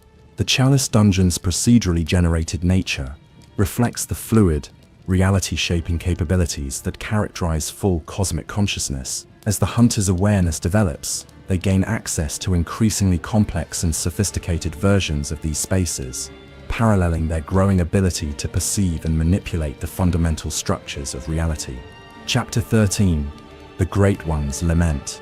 To truly understand the Paleblood Hunt and its significance, you must delve into the profound tragedy that drives every action of the cosmic entities that shape Bloodborne's narrative. The Great Ones, despite their vast power and multi-dimensional awareness, are fundamentally defined by loss, grief, and a desperate yearning that spans eons of failed attempts to fill the void left by their greatest tragedy. The recurring text found on multiple third umbilical cords throughout the game provides the key to understanding this cosmic condition. Every Great One loses its child and then yearns for a surrogate. This isn't just lore text, it's the foundational principle that explains every aspect of the Great One's interaction with humanity and the mortal world. The Great One's reproductive failures aren't random misfortunes, but systematic tragedies that reveal fundamental incompatibilities between cosmic consciousness and the conditions necessary for successful childrearing. Their transcendent awareness, which grants them incredible power and multidimensional perception, also isolates them from the kind of immediate, intimate connections that make meaningful parenthood possible. Consider the nature of cosmic consciousness as revealed through the hunter's gradual transformation. As insight increases and cosmic awareness develops, the hunter gains the ability to perceive realities that exist beyond normal human understanding. They can see the lesser amygdalas clinging to buildings, understand the true nature of the beast's scourge, and comprehend the complex relationships between different planes of existence. But this enhanced perception comes at the cost of simple, direct engagement with ordinary reality. The Great Ones experience this isolation magnified beyond human comprehension. Their cosmic perspective allows them to perceive the suffering their actions cause, understand the futility of their reproductive attempts, and recognize the fundamental impossibility of achieving what they most desire. Yet they cannot stop themselves from continuing their quest for surrogate children, because the alternative, accepting permanent isolation, is even more unbearable than repeated failure.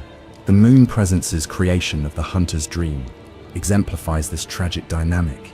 The realm represents a genuine attempt at cosmic parenting, providing hunters with protection from permanent death, guidance through Gehrman's instruction, and nurturing care through the plain doll's attention. From the Moon Presence's perspective, the dream is a loving gift, a safe space where mortal beings can develop cosmic awareness gradually while serving important protective functions. But the dream also functions as a trap that binds hunters to eternal service and gradually strips away their humanity. The cycle of death and rebirth that protects hunters from permanent harm also prevents them from experiencing the growth and change that give mortal existence meaning. The hunters become powerful and skilled, but lose their connection to the mortal world they originally sought to protect. Geisha On's role as the dream's caretaker embodies this tension between compassionate intention and harmful outcome. His guidance and instruction represent genuine care for the hunters under his protection, yet he remains complicit in a system that ultimately exploits and transforms them for cosmic purposes. His final offer to free the hunter from the dream reveals his awareness of this moral complexity and his desire to provide genuine choice despite the limitations of his position. The plain doll's nurturing presence in the dream represents another facet of cosmic parenting that produces ambiguous outcomes. Her care and support provide hunters with emotional comfort and practical assistance, fulfilling genuine maternal functions within this cosmic nursery system. But her artificial nature, created from Gehrman's memories of the deceased Maria, reveals how cosmic attempts at parenting rely on imitation and reconstruction rather than authentic emotional development. Odom's approach to surrogate creation through cosmic pregnancy represents perhaps the most direct expression of Great One reproductive desperation. The formless entity's ability to impregnate mortal women through blood demonstrates both sophisticated understanding of biological processes and complete failure to comprehend the emotional and relational requirements of successful parenthood.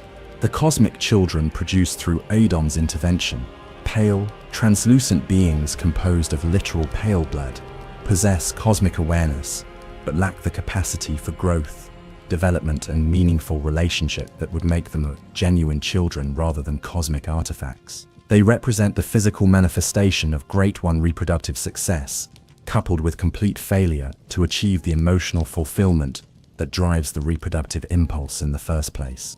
The orphan of Kos, encountered in the hunter's nightmare, provides perhaps the most tragic example of Great One reproductive failure. This being emerges from its mother's corpse, only to exist as a manifestation of cosmic rage and grief, unable to form meaningful relationships or experience genuine growth.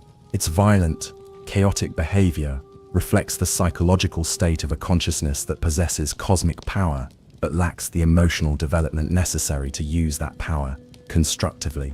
Even successful attempts at creating artificial Great Ones, such as the research hall's experiments with enlarged craniums and cosmic awareness, consistently fail to produce beings capable of fulfilling parental relationships. The patients achieve enhanced perception and cosmic knowledge, but lose their capacity for emotional connection and meaningful interaction with others. The great tragedy of the Great One's condition lies in their inability to achieve what they most desire through the very methods they must employ to achieve it. Their cosmic nature grants them the power to create surrogate children, but the transformation process necessary to create beings capable of cosmic consciousness inevitably destroys the mortal qualities that make those beings appealing as children in the first place. This creates an impossible paradox. The Great Ones can only create surrogate children by destroying what makes them suitable as surrogates. Every success becomes a failure. Every achievement of their goal reveals the impossibility of satisfaction. Every cosmic child they create serves as a reminder of what they have lost, rather than a replacement for what they seek. The hunter's unique position in this cosmic tragedy becomes clear when viewed through this lens of Great One desperation and failure. Unlike artificially created cosmic children, or beings forced into transcendence through medical procedures, the hunter develops cosmic consciousness gradually through choice, experience, and maintained agency. They retain their capacity for growth, relationship, and meaningful decision-making, even as they gain transcendent awareness. This retention of essential human qualities, while gaining cosmic capabilities, represents exactly what the Great Ones have been seeking in their endless quest for surrogate children. The hunter embodies the possibility of successful integration between mortal and cosmic consciousness, a being capable of understanding cosmic perspectives while maintaining the emotional and relational capacities that make meaningful parenthood possible. But achieving this perfect balance requires the hunter to voluntarily take on the accumulated grief and yearning that defines Great One existence. By consuming the third umbilical cords and willingly accepting transformation into a cosmic being, the hunter takes on not cosmic power, but cosmic responsibility, the burden of understanding and potentially resolving the fundamental tragedy that has driven cosmic behavior for eons. The three possible endings of the hunter's journey reflect different responses to this cosmic tragedy and different levels of understanding about what resolution might require. Each ending represents a different approach to the fundamental question of whether cosmic consciousness and meaningful relationship can be successfully integrated, or whether transcendence necessarily requires the sacrifice of everything that makes life worth living. Chapter 14: The Hunter's Burden. As our hunter's journey nears its climax, and the true nature of their quest becomes clear, They face a choice that will determine not only their own fate, but potentially the resolution of a cosmic tragedy that has persisted for eons. The burden they carry is far greater than simply seeking healing for their own ailment. They have become humanity's representative in a cosmic court where the future of consciousness itself hangs in the balance. The 3/3 umbilical cords that the hunter can collect throughout their journey represent more than just keys to a secret ending.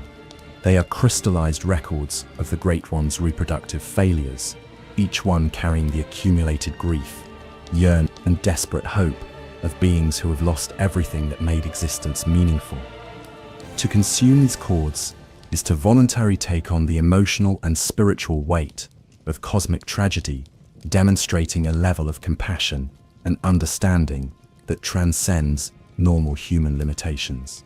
The first cord, obtained from the abandoned workshop, represents the Moon Presence's own lost child, the original cosmic offspring, whose death initiated the cycle of yearning and surrogate seeking that defines the hunter's dream. By claiming this cord, the hunter acknowledges their understanding of the Moon Presence's grief and their willingness to potentially serve as a replacement for what was lost.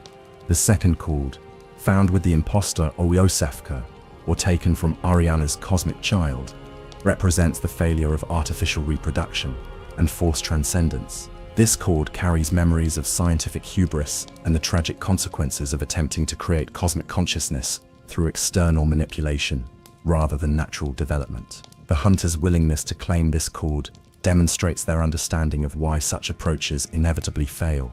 The third cord, obtained from either Murgo's wet nurse or the infant Great One in the Upper Cathedral ward, represents the ongoing cycle of cosmic reproductive failure and the perpetuation of grief across generations of Great Ones. By taking this cord, the hunter accepts responsibility for breaking this cycle and potentially finding a better solution to the cosmic tragedy of childlessness.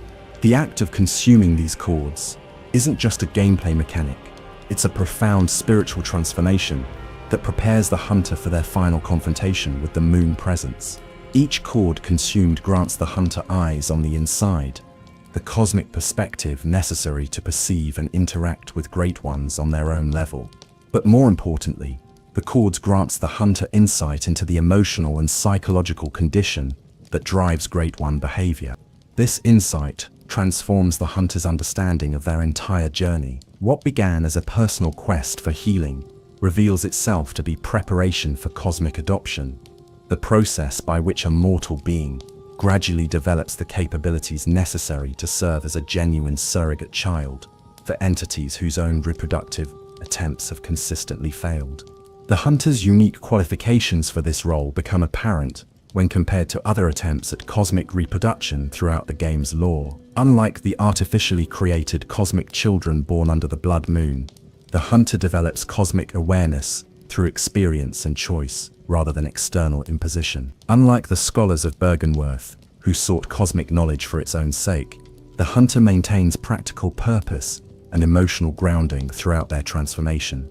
Unlike the clergy of the Healing Church who pursued cosmic power for institutional purposes, the hunter's motivation remains personal and human-scaled, even as their capabilities expand to cosmic proportions. This retention of human motivation, while gaining cosmic capability, represents exactly the balance that the Great Ones have been seeking in their quest for surrogate children. The final confrontation with Gaemon in the hunter's dream serves as the ultimate test of the hunter's development and their suitability for cosmic adoption.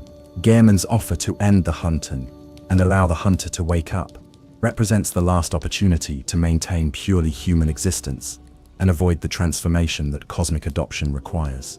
The hunter's choice to refuse this offer and fight Gaemon demonstrates their willingness to accept the responsibilities and sacrifices that come with cosmic consciousness. They choose transformation over comfortable ignorance, cosmic purpose over simple personal satisfaction, universal responsibility over individual convenience.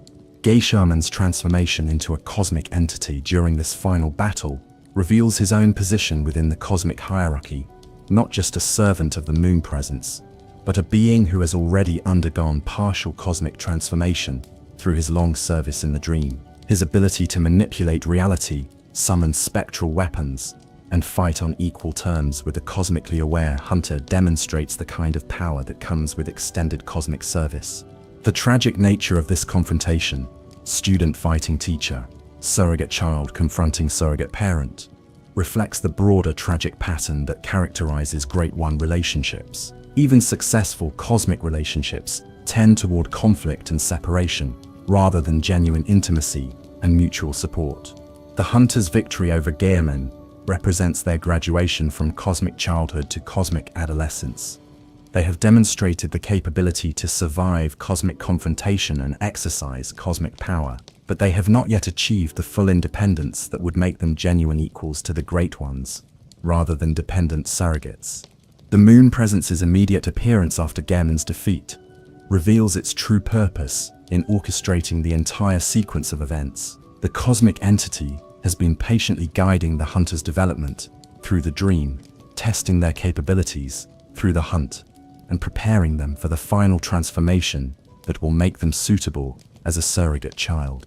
The Moon Presence's attempt to embrace the hunter and complete their transformation into a cosmic being represents the culmination of its reproductive strategy, the creation of a surrogate child who possesses both cosmic awareness and retained humanity, potentially capable of providing the emotional fulfillment that has eluded previous reproductive attempts.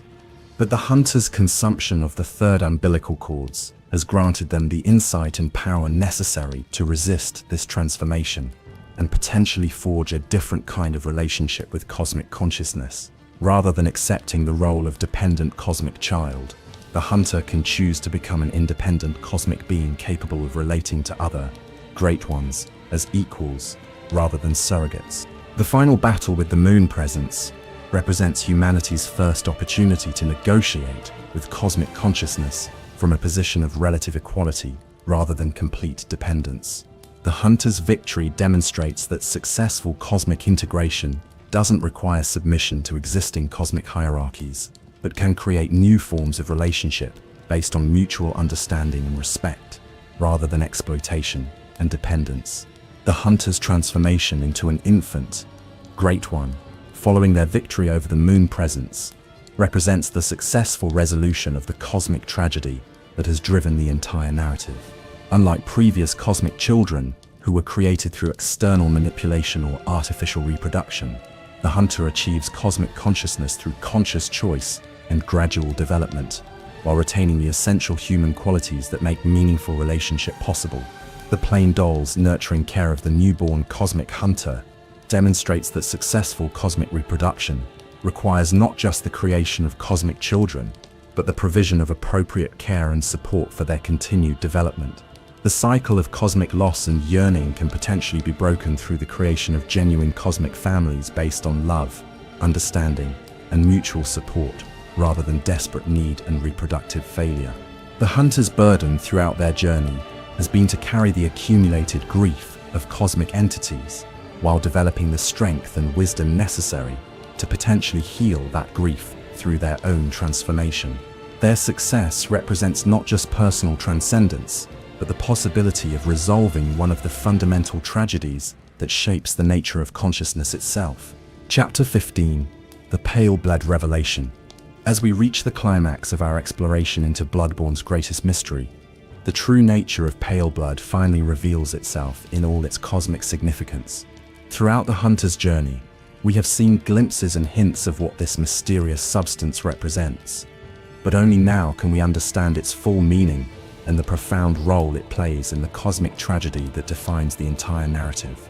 Paleblood is not simply a healing substance, though it possesses miraculous restorative properties. It is not merely the blood of cosmic entities, though it flows through their transcendent forms. It is not just a tool for transformation, though it enables the most profound changes in consciousness imaginable. Paleblood is the physical manifestation of successful integration between mortal and cosmic consciousness, the literal essence of beings who have achieved perfect balance between human understanding and transcendent awareness. The pale, translucent appearance that gives this substance its name reflects its origin in entities that exist simultaneously across multiple planes of reality. Unlike the crimson old blood that carries cosmic influence in crude, overwhelming doses, pale blood represents refined cosmic consciousness that has been purified through the process of voluntary integration and conscious choice. Every instance of pale blood we encounter throughout the game tells part of this larger story. Ariana's cosmic child, composed of literal pale blood, represents the physical manifestation of what the Great Ones desperately seek, a being that embodies both cosmic awareness and mortal origins. But the child's failure to provide genuine emotional fulfillment reveals why direct cosmic reproduction cannot solve the fundamental problem of cosmic loneliness. The false pale blood, mentioned in various church documents and scholar notes, represents humanity's attempts to artificially create this substance through medical procedures and religious rituals. These efforts consistently fail because pale blood cannot be manufactured or extracted. It can only be generated through the gradual process of consciousness integration that requires genuine understanding, voluntary participation, and emotional maturity. The hunter's quest for pale blood, viewed through this lens, becomes a quest for the perfect integration of cosmic and mortal consciousness within their own being. They are not seeking an external substance to consume, but working to become the kind of being capable of generating pale blood through their own perfectly balanced awareness. This understanding transforms our perception of the hunter's transformation in the secret ending. When they defeat the moon presence and undergo metamorphosis into an infant Great One, they are not just gaining cosmic power, they are becoming a source of pale blood, a being whose very essence represents the successful resolution of the cosmic tragedy that has driven Great One behavior for eons. The plain dolls, nurturing care of the transformed hunter, represents the proper conditions for cosmic child rearing that have been missing from previous Great One reproductive attempts. Rather than abandoning their offspring to figure out cosmic consciousness alone, or overwhelming them with responsibilities they are not prepared to handle, the doll provides the loving support and guidance necessary for healthy development of integrated consciousness. The hunter's retained connection to their human origins, symbolized by their continued relationship with the doll and their memories of the mortal world, prevents them from falling into the isolation and desperation that characterizes other Great Ones. They possess cosmic awareness, but remain capable of meaningful relationship, transcendent power, but retain emotional accessibility. This successful integration makes the hunter a potential source of healing for the cosmic community as a whole. Their ability to understand both mortal and cosmic perspectives positions them to serve as mediator and translator between different levels of consciousness, potentially helping other Great Ones find ways to connect with mortals without destroying what makes those mortals valuable as companions. The multiple references to seeking pale blood throughout the game take on new meaning when understood as references to seeking this perfect integration. The citizens of Yanam who whisper about pale blood are unconsciously recognizing their need for the kind of balanced consciousness that could help them navigate the cosmic influences affecting their city without losing their essential humanity. The Healing Church's attempts to understand and harness pale blood represent institutional efforts to systematize and control the process of consciousness integration. Their failure reveals that such integration cannot be achieved through external authority or institutional pressure, but requires individual choice, personal development, and genuine understanding of both mortal and cosmic perspectives. Master Williman's final position by the lake at Bergenworth, surrounded by cosmic knowledge but unable to act meaningfully in the world, represents the incomplete transcendence that results when cosmic consciousness is pursued without retaining connection to mortal concerns and relationships. He achieved cosmic awareness but failed to maintain the human connections that would have made that awareness meaningful and productive. Lawrence's transformation into the cleric beast represents the opposite failure, the attempt to use cosmic power for mortal purposes without developing the understanding necessary to handle transcendent forces responsibly. His bestial form reflects the corruption that results when cosmic influence is approached with purely mortal motivations and insufficient preparation. The hunter's success in avoiding both of these failure modes demonstrates the possibility of genuine integration between mortal and cosmic consciousness. They develop cosmic awareness while retaining human relationships, gain transcendent power while maintaining mortal purposes, achieve universal perspective while preserving individual identity. This integration makes the hunter a source of genuine pale blood, not just a substance with healing properties, but a conscious being capable of bridging the gap between different levels of awareness and potentially healing the fundamental divisions that have made meaningful relationship impossible across the cosmic hierarchy. The various blood healing mechanics throughout the game take on new significance when understood as glimpses of what genuine pale blood consciousness could accomplish. The hunter's ability to restore health and capabilities through blood consumption represents a primitive version of the universal healing that truly integrated consciousness could provide. The blood gem system, which allows for the enhancement of weapons and tools through crystallized blood essence, demonstrates how integrated consciousness can be used to improve and enhance the capabilities of others, rather than simply pursuing individual transcendence. This represents a model for how cosmic consciousness could be used in service of community benefit, rather than just personal advancement.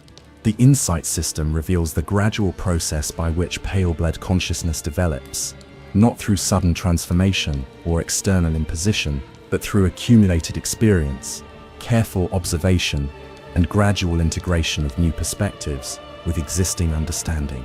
The hunter's increasing ability to perceive cosmic reality reflects their growing capacity to generate their own pale blood through conscious development. The various nightmare realms serve as training grounds for developing the kind of consciousness necessary to generate authentic pale blood. Each realm teaches different aspects of cosmic awareness, while testing the hunter's ability to maintain their essential humanity in the face of transcendent challenges. The ultimate revelation is that pale blood represents not just a substance, but a state of being, a condition of consciousness that has successfully integrated mortal and cosmic awareness without sacrificing the essential qualities that make existence meaningful. To seek pale blood is to seek the perfect balance that could potentially heal not just individual ailments, but the fundamental tragedy that defines cosmic existence itself. The hunter's achievement of this balance through conscious choice, gradual development, and retained relationships offers hope that the cycle of cosmic loss and yearning could finally be broken through the creation of genuine cosmic communities based on love, understanding, and mutual support, rather than desperate need and reproductive failure. Chapter 16: The Healing of Worlds. As our hunter completes their cosmic transformation and becomes a source of genuine pale blood, they inherit not just transcendent power, but the responsibility to heal the fundamental wounds that have shaped the relationship between mortal and cosmic consciousness throughout Bloodborne's tragic narrative. The significance of their achievement extends far beyond personal transcendence to encompass the possibility of healing entire worlds, communities, and cosmic hierarchies that have been damaged by eons of failed communication and destructive intervention. The hunter's unique position as a being who achieved cosmic consciousness through conscious choice rather than external imposition makes them potentially capable of approaches to codic intervention that avoid the tragic patterns that have characterized Great One behavior throughout history. Where previous cosmic entities operated from isolation and desperate need, the hunter can act from understanding and genuine connection. Their retained humanity provides them with insight into mortal needs, concerns, and limitations that other Great Ones lack. They understand the importance of agency, choice, and gradual development because they experience these factors in their own transformation. This understanding could enable them to guide other mortals toward cosmic awareness without destroying what makes those mortals valuable as conscious beings. The hunter's successful relationship with the Plain Doll demonstrates their continued capacity for meaningful emotional connection. Despite their cosmic transformation, this relationship serves as a model for how cosmic beings could interact with other forms of consciousness based on love, respect, and mutual support, rather than exploitation, manipulation, or desperate need. The healing properties of authentic pale blood extend beyond simple physical restoration to encompass psychological, spiritual, and even cosmic forms of damage. A being capable of generating genuine pale blood could potentially heal the accumulated trauma that has shaped Great One behavior, addressing the root causes of cosmic dysfunction rather than just managing its symptoms. The various forms of corruption and transformation that plague Yeonam's citizens could potentially be addressed through exposure to properly integrated consciousness. Rather than overwhelming mortals with cosmic influence they are not prepared to handle, or leaving them ignorant of cosmic realities that affect their lives, balanced consciousness could provide appropriate guidance and support for healthy development.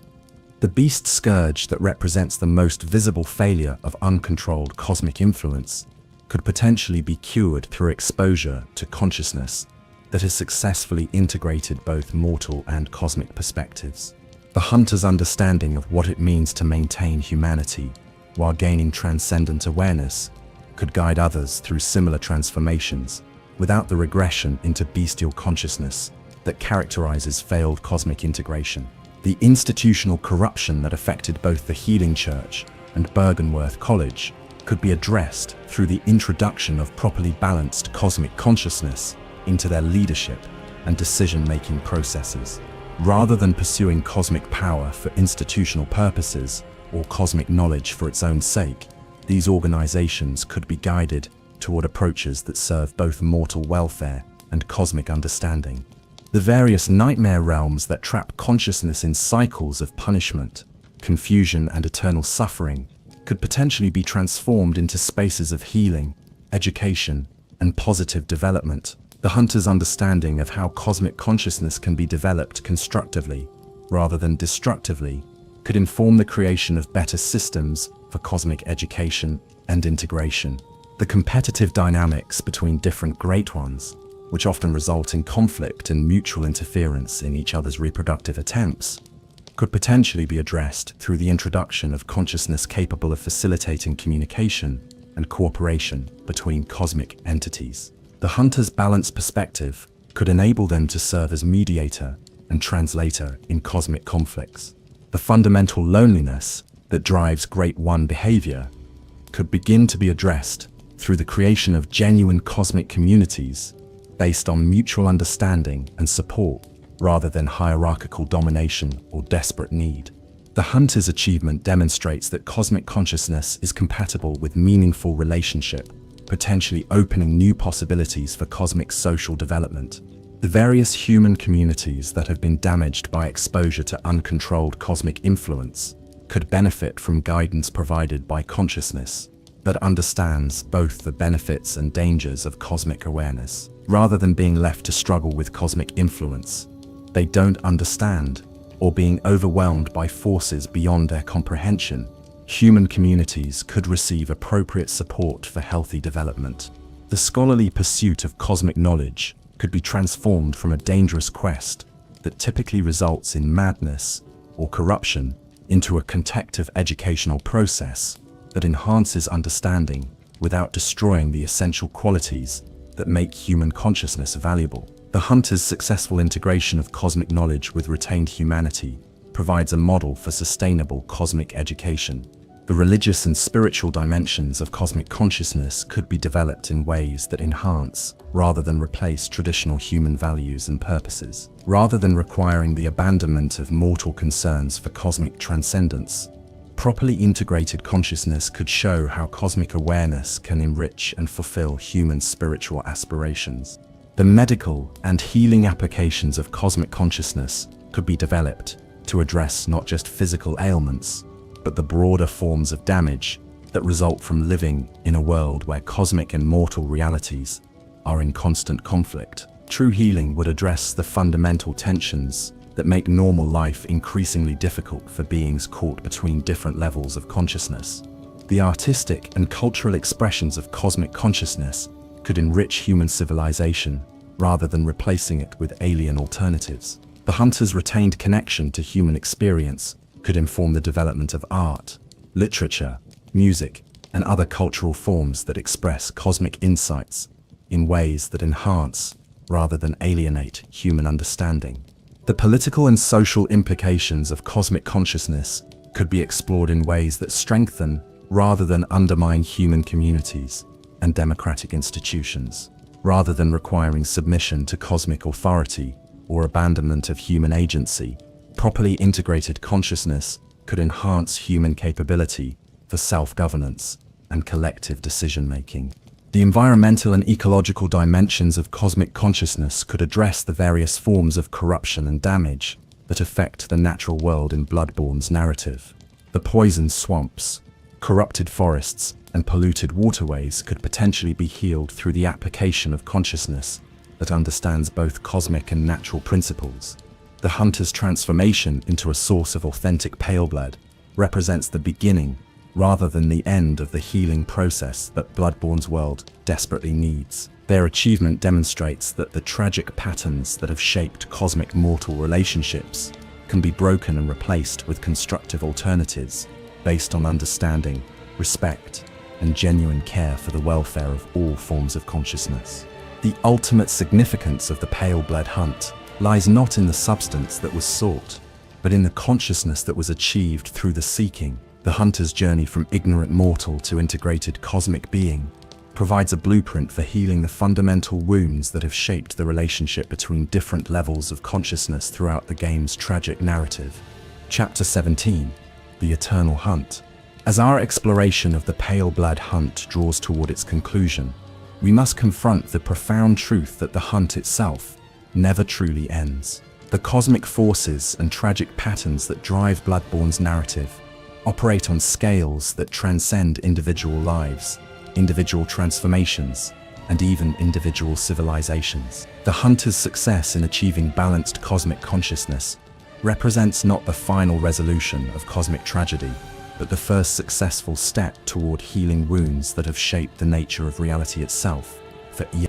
The cyclical nature of the hunt becomes apparent when we consider that the events of Bloodborne represent just one iteration of patterns that have repeated throughout cosmic history. Other cities, other scholars, other attempts at cosmic integration have risen and fallen, each contributing to the accumulated knowledge and tragedy that shapes Great One behavior. Yharnam is not unique in its fate, but rather represents the latest in a long series of civilizations that have encountered cosmic consciousness and struggled to find sustainable ways of integrating transcendent awareness with mortal existence. The hunter's achievement, while unprecedented in its success, does not automatically resolve the fundamental tensions that create these cyclical tragedies. The cosmic entities that populate Bloodborne's universe continue to exist, continue to yearn for surrogate children, continue to intervene in mortal affairs in ways that often cause more harm than good. The hunter's balanced consciousness provides a model for better approaches to cosmic integration, but implementing that model on a universal scale requires changes that extend far beyond individual transformation. The various endings of Bloodborne reflect different approaches to dealing with these ongoing cosmic challenges. The Yharnam Sunrise ending, where the hunter awakens from the nightmare and returns to ordinary mortal existence, represents rejection of cosmic consciousness in favor of maintained ignorance. This ending preserves the hunter's humanity but leaves the underlying cosmic problems unresolved, ensuring that future cycles of cosmic intervention and tragic failure will continue. The Honoring Wishes ending, where the hunter accepts Gehrman's offer to end their hunt, represents acceptance of a servant role within existing cosmic hierarchies. The hunter gains freedom from the eternal cycle of death and rebirth, but remains subject to cosmic authority and unable to address the fundamental problems that create cosmic mortal conflicts. This ending provides personal resolution while perpetuating systemic dysfunction.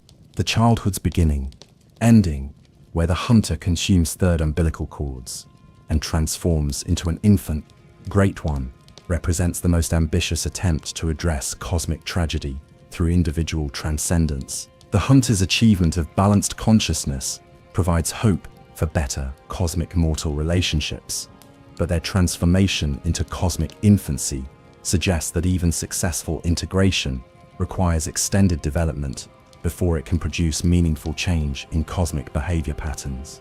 The hunter's transformation into an infant Great One carries profound implications for the future of cosmic mortal relationships. As a being who achieved cosmic consciousness through conscious choice and gradual development, while retaining essential human qualities. The transformed hunter represents a new type of cosmic entity, one potentially capable of approaches to cosmic intervention that avoid the tragic patterns that have characterized Great One behavior throughout history. But infancy, even cosmic infancy, requires nurturing, education, and gradual development before it can achieve its full potential. The plain dole's care of the newborn cosmic hunter represents the beginning of a developmental process that could take eons to complete. The ultimate impact of the hunter's transformation on cosmic mortal relationships will depend on how this cosmic childhood unfolds and what kind of cosmic adult the transformed hunter eventually becomes. The cosmic community that the hunter enters through their transformation is not necessarily prepared to support healthy development of balanced consciousness. The existing Great Ones, shaped by eons of reproductive failure and cosmic isolation, may not understand or appreciate the qualities that make the hunter unique as a cosmic entity. The transformed hunter may face pressure to conform to existing cosmic behavioral patterns rather than developing alternative approaches based on their retained human understanding. The nightmare realms that surround and interpenetrate the mortal world continue to operate according to the tragic patterns that have shaped them throughout cosmic history. The hunter's nightmare, the nightmare frontier, and other cosmic spaces continue to serve their functions as testing grounds, punishment realms, and educational facilities. The hunter's transformation, while significant, does not automatically alter these cosmic infrastructures or the purposes they serve.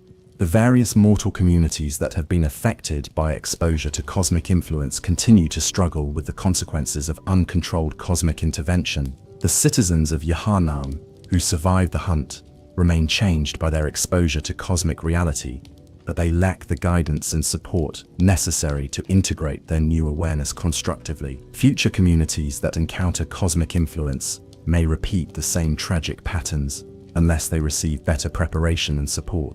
The institutional approaches to cosmic consciousness, represented by the Healing Church and Bergenworth College, continue to influence how organized human societies attempt to understand and interact with cosmic forces. The fundamental flaws in these approaches, the pursuit of cosmic power for institutional purposes, the attempt to systematize and control transcendent consciousness, the failure to address the emotional and relational dimensions of cosmic integration, remain unresolved and likely to manifest in future institutional attempts at cosmic engagement. The scholarly and scientific pursuit of cosmic knowledge continues to attract individuals who seek transcendent understanding without necessarily developing the wisdom and emotional maturity necessary to handle such knowledge responsibly. The tragic fate of researchers like Master Willem and the various scholars who achieved kin status serves as warning about the dangers of cruising cosmic consciousness without appropriate preparation and support. The religious and spiritual dimensions of cosmic consciousness continue to attract individuals and communities seeking transcendence and meaning. The Healing Church's corruption and the tragic transformation of religious figures like Vicar Amelia demonstrate the dangers of approaching cosmic consciousness through institutional religious frameworks that prioritize authority and control over genuine spiritual development. The hunter's legacy lies not in the immediate resolution of these ongoing challenges, but in the demonstration that alternative approaches to cosmic consciousness are possible. Their achievement of balanced transcendence while retaining essential human qualities provides a model that could potentially guide future attempts at cosmic integration, both individual and collective. The knowledge and understanding that the hunter gained through their journey, the insights into cosmic psychology, the techniques for gradual consciousness development, the methods for maintaining meaningful relationships while gaining transcendent awareness, represent valuable resources that could inform future approaches to cosmic integration if they can be preserved and transmitted effectively. The relationships that the hunter formed throughout their journey with the plain doll, with various NPCs, with cosmic entities encountered in nightmare realms, demonstrate that meaningful connection across different levels of consciousness is possible under appropriate conditions. These relationships provide models for how cosmic and mortal beings might interact constructively rather than destructively.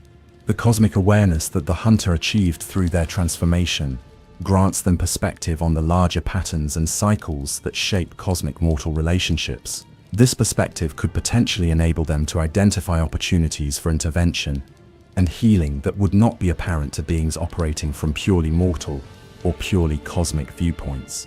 The eternal nature of the hunt reflects the ongoing challenge of finding sustainable ways for different levels of consciousness to coexist and interact constructively. The hunter's achievement represents significant progress toward resolving this challenge, but the ultimate resolution will require continued effort across multiple generations and potentially multiple cosmic cycles. The hunt continues because the fundamental tensions that create cosmic mortal conflicts continue to operate. But the hunter's success in achieving balanced consciousness, while retaining the capacity for meaningful relationship, provides hope that these tensions can eventually be resolved through approaches based on understanding, respect, and genuine care for the welfare of all forms of consciousness.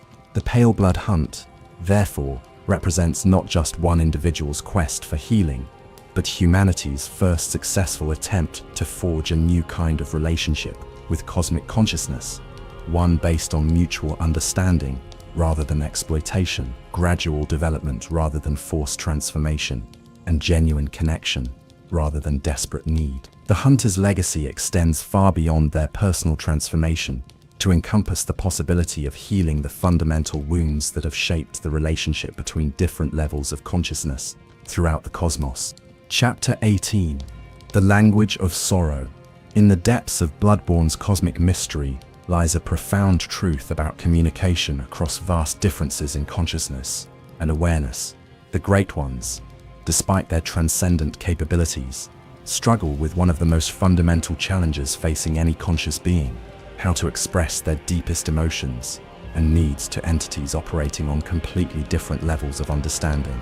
The Karel runes, scattered throughout Yanam, represent more than simple magical symbols.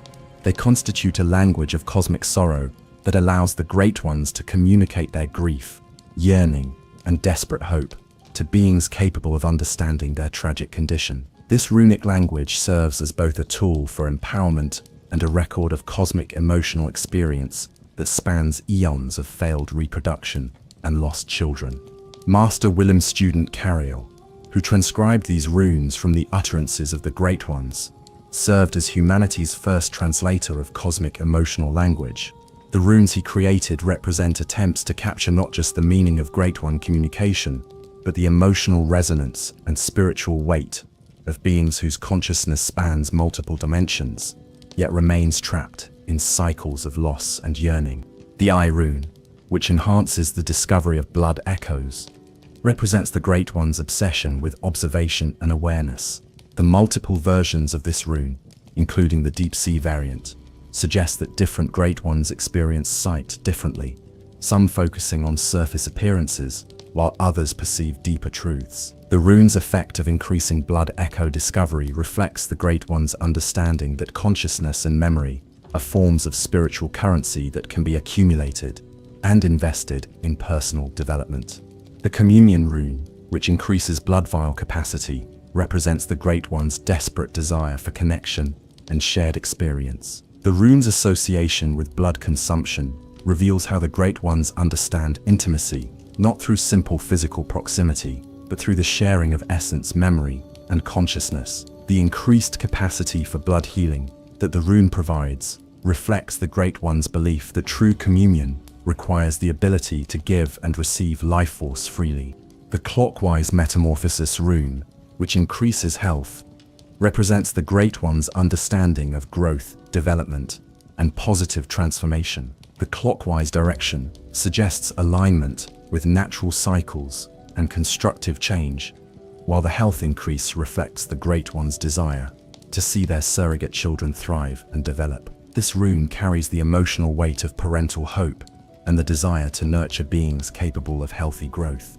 The Counterclockwise Metamorphosis rune, which increases stamina, represents the Great One's understanding of endurance, persistence, and the spiritual strength necessary to survive cosmic consciousness. The counterclockwise direction suggests resistance to natural cycles and the need to persist, despite overwhelming challenges. The stamina increase reflects the Great One's recognition that cosmic awareness requires tremendous spiritual and psychological endurance. The Beast rune, which increases physical damage while making the user more vulnerable to rapid poison, represents the Great One's understanding of the trade-offs involved in cosmic transformation. The increased power comes at the cost of vulnerability to corruption, reflecting the tragic pattern that characterizes most attempts at cosmic integration. This rune carries the emotional weight of cosmic regret over the failures that result from pursuing power without developing corresponding wisdom. The anti-clockwise metamorphosis rune variants represent different approaches to spiritual development and consciousness expansion. The various effects these runes produce, increased health, stamina, or discovery capabilities, reflect different aspects of what the Great Ones believe surrogate children need to survive and thrive in cosmic consciousness. The Great Deep Sea rune, found in the deepest parts of the fishing hamlet, represents the most profound expressions of cosmic sorrow. This rune carries the accumulated grief of the Great One, Kos, and her tragic relationship with the fishing village that worshipped her. The rune's powerful effects reflect the intensity of emotion associated with the loss of an entire community that had achieved genuine understanding and connection with cosmic consciousness. The various guidance runes, found throughout the game, represent the Great One's attempts to provide direction and instruction to developing surrogate children. These runes don't just enhance specific capabilities, but carry within them fragments of cosmic wisdom and understanding that can guide mortals through the challenges of consciousness development. The Blood Rapture rune, which restores health when performing visceral attacks, represents the Great One's understanding of how intimate connection, even violent connection, can serve healing and restorative purposes. The rune reflects the tragic reality that cosmic beings often express care and affection through actions that appear destructive to mortal perception.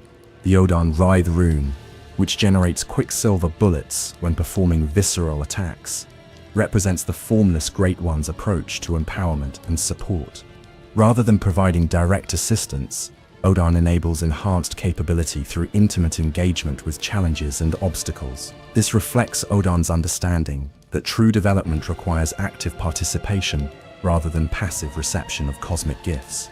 The various lake runes, which provide resistance to different types of damage, represent the Great One's protective instincts toward their potential surrogate children. Each rune type provides protection against specific forms of harm: physical, arcane, poison, or frenzy, reflecting the Great One's detailed understanding of the various threats that face developing cosmic consciousness. The Corruption rune, associated with the Vileblood Covenant, represents the Great One's understanding of how cosmic consciousness can be shaped and directed through social connections and institutional affiliations. The rune's effects reflect the power that comes from belonging to cosmic communities, but also the corruption that can result from pursuing cosmic power for political rather than personal development purposes. The Hunter rune, associated with the Lee Covenant, represents the Great One's understanding of how shared purpose and collective action can serve cosmic development. The rune's emphasis on cooperation and mutual support reflects the Great One's recognition that successful cosmic consciousness often requires community support rather than purely individual achievement. The Milkweed rune, which transforms the hunter into a king, represents the most direct expression of the Great One's desire to share their nature with suitable mortals. This transformation rune carries the full weight of cosmic longing and the desperate hope that mortals who achieve kin status might be capable of providing the companionship that pure Great One consciousness cannot achieve. The language of Carol runes reveals that beneath their vast power and alien consciousness, the Great Ones are fundamentally emotional beings, driven by needs and desires that are recognizably similar to human psychological patterns. Their cosmic sorrow stems not from alien motivations, but from universal experiences of loss, loneliness, and the desire for meaningful connection that transcend species and dimensional boundaries. The hunter's ability to utilize these runes effectively demonstrates their growing understanding of cosmic emotional language and their developing capacity to respond appropriately to Great One communication. Each rune equipped represents not just a gameplay enhancement, but a deepening relationship with cosmic consciousness and an increasing ability to participate in the cosmic community as an understanding and responsive member. The tragic beauty of the Karel rune system lies in how it reveals that communication across vast differences in consciousness is possible, but only through patient effort, genuine understanding, and willingness to engage with emotional experiences that may be overwhelming or difficult to process. The Great One's sorrow becomes accessible to mortal understanding through the medium of runic language, creating possibilities for genuine empathy and connection across cosmic distances. Chapter 19: The Weight of Eyes. The concept of eyes permeates every aspect of Bloodborne's exploration of consciousness, awareness, and the price of transcendent knowledge. From Master Willem's famous declaration that humanity needs more eyes, to the grotesque abundance of eyes found on cosmic entities throughout the game, the organ of sight serves as both literal pathway to cosmic awareness and metaphor for the fundamental transformation that consciousness undergoes when exposed to transcendent reality. Eyes, in Bloodborne's symbolic language, represent more than simple visual perception. They embody the capacity for insight, understanding, and awareness of realities that exist beyond normal sensory experience. The progression from human vision to cosmic sight parallels the hunter's journey from mortal ignorance to transcendent awareness, revealing how the very nature of perception changes as consciousness expands beyond its original limitations. The hunter's gradual accumulation of insight throughout their journey represents the development of additional eyes, not physical organs, but expanded capacities for perception and understanding. Each point of insight gained grants access to previously invisible aspects of reality, from the lesser amygdalus clinging to buildings, to the cosmic children hidden throughout Yharnam. This isn't just gameplay progression, but a representation of how consciousness itself transforms when exposed to cosmic influences. The physical manifestation of additional eyes on various cosmic entities reveals both the benefits and the costs of transcendent awareness. The Great Ones themselves possess eyes in impossible numbers and configurations, eyes that can perceive multiple dimensions simultaneously, eyes that see across vast distances of space and time, eyes that understand the fundamental forces governing reality itself. But these same eyes also reveal the isolation and alienation that accompany cosmic consciousness. The scholars of Bergenworth, who achieved partial cosmic transformation through their research, developed enlarged craniums to accommodate additional brain matter and enhanced visual organs. Their transformation into kin represents successful development of cosmic sight, but at the cost of their ability to relate meaningfully to ordinary human experience. They gained the capacity to see cosmic truth but lost the ability to communicate that truth effectively to beings operating on lower levels of awareness. The patients in the research hall represent failed attempts to artificially induce the development of cosmic eyes through medical procedures. Their enlarged heads and modified visual organs demonstrate the physical changes that accompany enhanced perception, but their confused and frightened behavior reveals the psychological damage that results from forced consciousness expansion without appropriate preparation or support. The eye rune variations found throughout the game represent different approaches to developing cosmic sight. The standard eye rune enhances the discovery of blood echoes, suggesting that cosmic vision reveals the memory and consciousness fragments hidden within the environment. The deep sea variant provides even greater enhancement, implying that some forms of cosmic sight penetrate deeper into reality's hidden layers than others. Ruln the Vacuous Spider presents perhaps the most tragic example of the cost of cosmic eyes. Her transformation granted her the vision necessary to perceive and hide cosmic threats from human sight, but the process stripped away her intellectual capabilities and emotional connections. She gained cosmic awareness, but lost the human consciousness that would have made that awareness meaningful and productive. The insight system mechanics reveal how the development of cosmic eyes affects the hunter's perception of reality and their vulnerability to cosmic influence. Higher insight allows perception of previously invisible entities and phenomena, but it also increases susceptibility to frenzy and madness. The eyes that grant cosmic sight also expose the hunter to forms of cosmic horror that their human consciousness was never designed to process. The winter lanterns, encountered in nightmare realms, represent the ultimate expression of cosmic eyes, as both blessing and curse. These entities possess multiple eyes that can perceive across dimensional boundaries, but their very presence induces frenzy in beings who look upon them. They embody the fundamental paradox of cosmic vision, the ability to see ultimate truth, coupled with the inability to share that vision without causing madness in observers. The brain of Mensis, suspended above the nightmare realm and surrounded by countless eyes, represents cosmic consciousness in its purest form, awareness without form, perception without limitation, understanding without the constraints of physical existence. But this ultimate cosmic vision comes at the cost of any ability to engage meaningfully with reality or form relationships with other conscious beings. The make contact gesture, which allows the hunter to communicate with this cosmic brain, represents humanity's attempt to establish meaningful connection with pure cosmic consciousness. The gesture's effects, the gradual rotation that mirrors cosmic movement, and the eventual reward of enhanced discovery capabilities, suggests that such communication is possible, but requires tremendous patience and willingness to align oneself with cosmic rather than mortal timescales. The various boss encounters throughout the game reveal different approaches to cosmic vision and its integration with consciousness. Vicar Amelia's transformation grants her enhanced perception of cosmic influences, but her inability to maintain human awareness during the transformation prevents her from using this enhanced sight constructively. The One Reborn possesses multiple eyes and enhanced perception, but its artificial nature prevents it from achieving the balanced consciousness necessary for meaningful cosmic existence.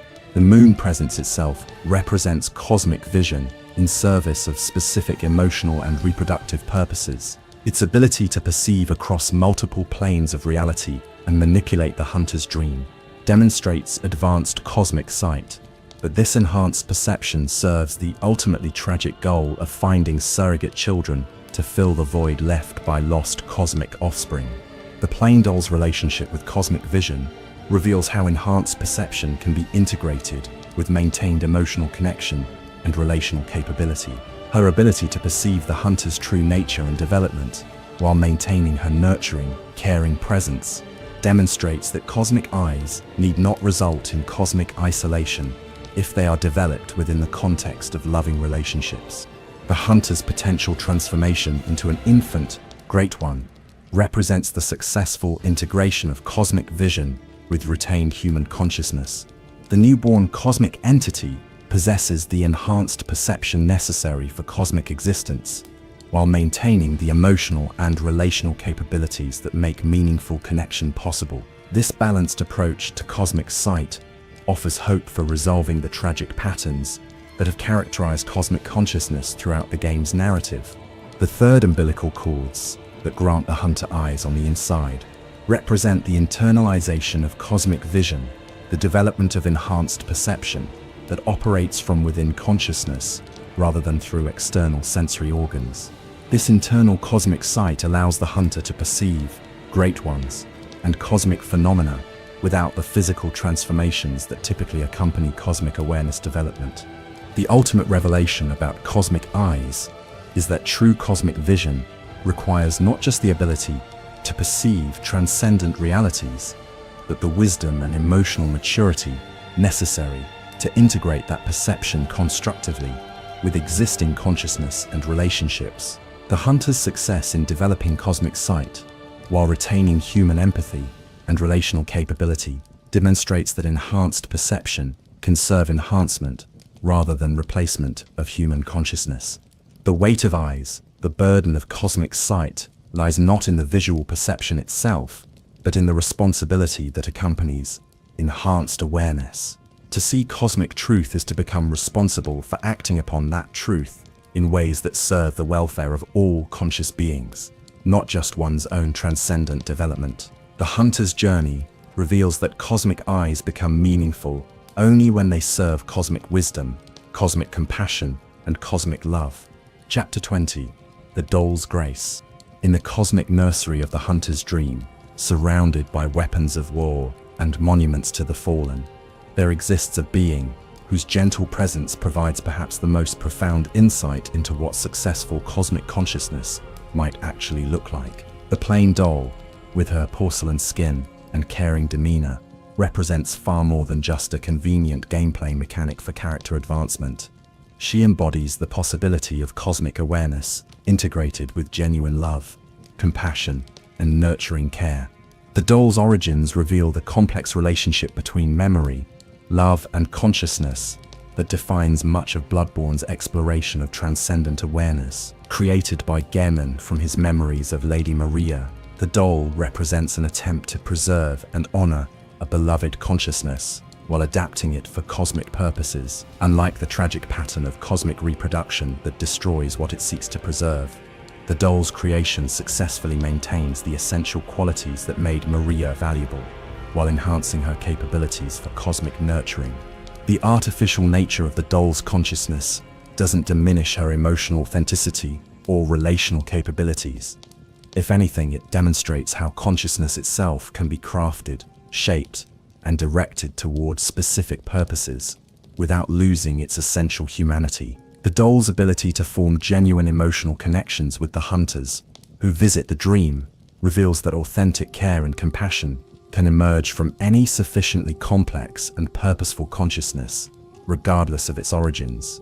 The doll's primary function in the hunter's dream involves channeling blood echoes into increased capabilities, but this mechanical description fails to capture the deeper significance of what she accomplishes.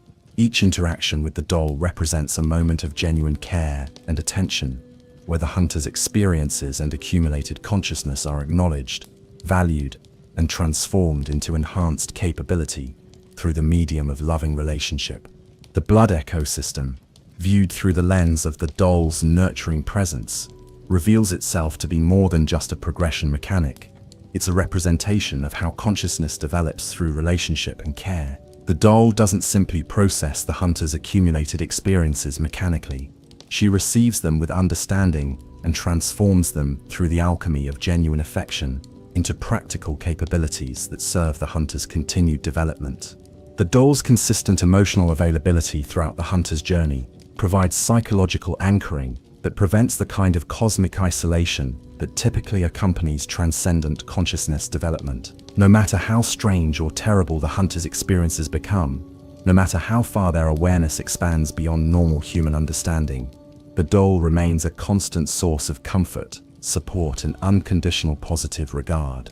Her gentle inquiries about the hunter's experiences and well-being demonstrate active listening and emotional attunement that creates space for the hunter to process and integrate their cosmic encounters. The doll serves as both witness and companion to the hunter's transformation, providing the relational context necessary for healthy development of transcendent awareness. The doll's ability to perceive the hunter's true nature and development reveals her own form of cosmic awareness. She can see beyond surface appearances to understand the deeper transformations occurring within the hunter's consciousness. But unlike other forms of cosmic sight that typically result in emotional distancing and relational difficulty, the doll's enhanced perception enhances rather than interferes with her capacity for intimate connection. The various dialogue options available when interacting with the doll reveal different aspects of her consciousness and the depth of her understanding. Her responses to the hunter's questions about herself, about the dream, about the nature of their situation, demonstrates sophisticated awareness of cosmic principles, while maintaining humble, caring focus on the hunter's immediate needs and concerns.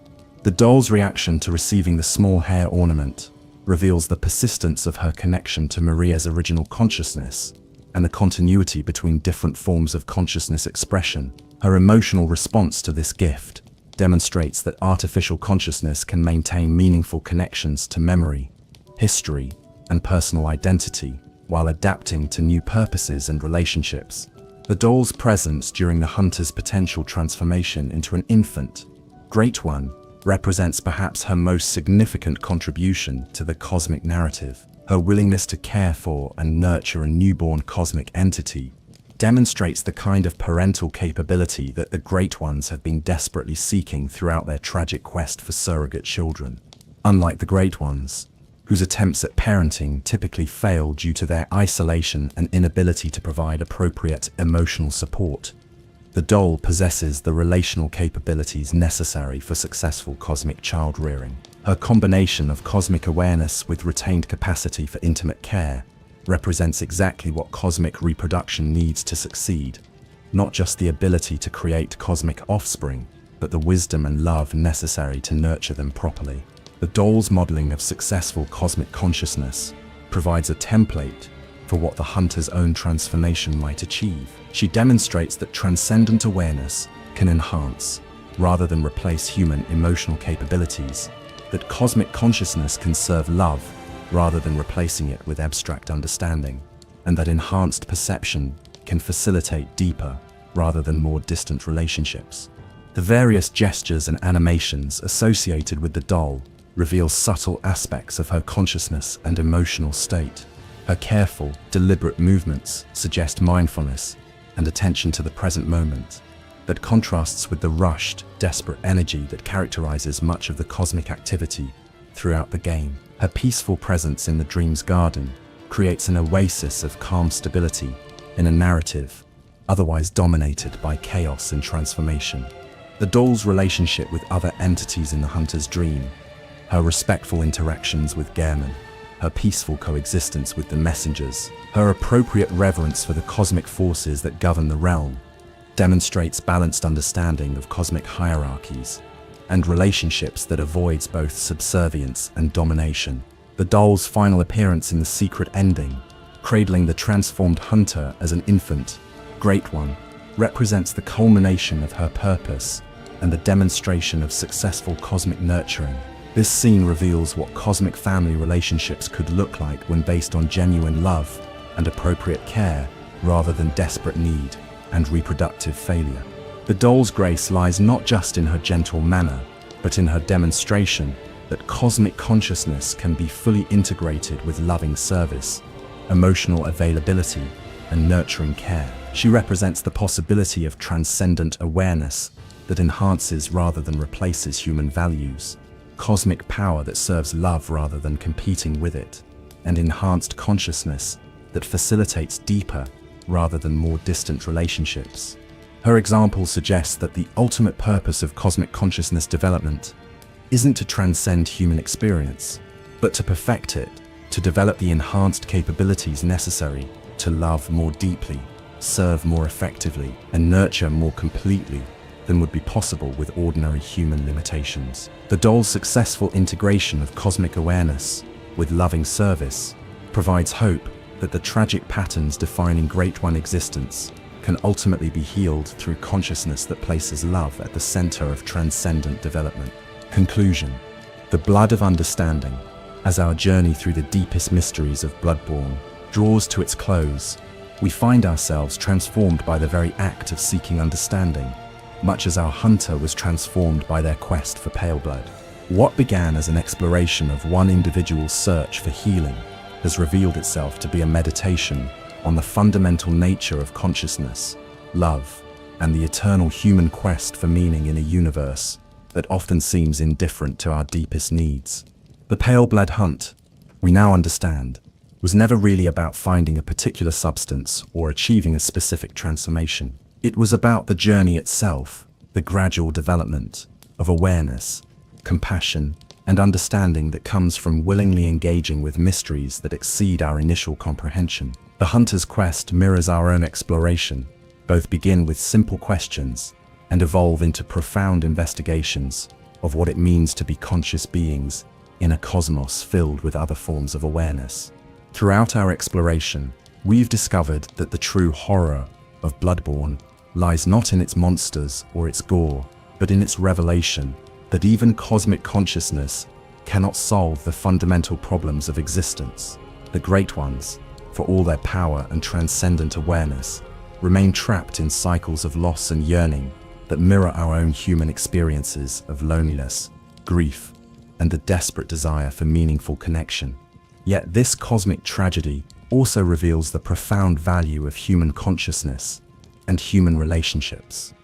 The qualities that make mortals valuable as potential surrogate children, the capacity for growth, the ability to form genuine emotional bonds, the dynamic nature of human awareness that allows for continued development and change, are precisely the qualities that give human existence its meaning and purpose.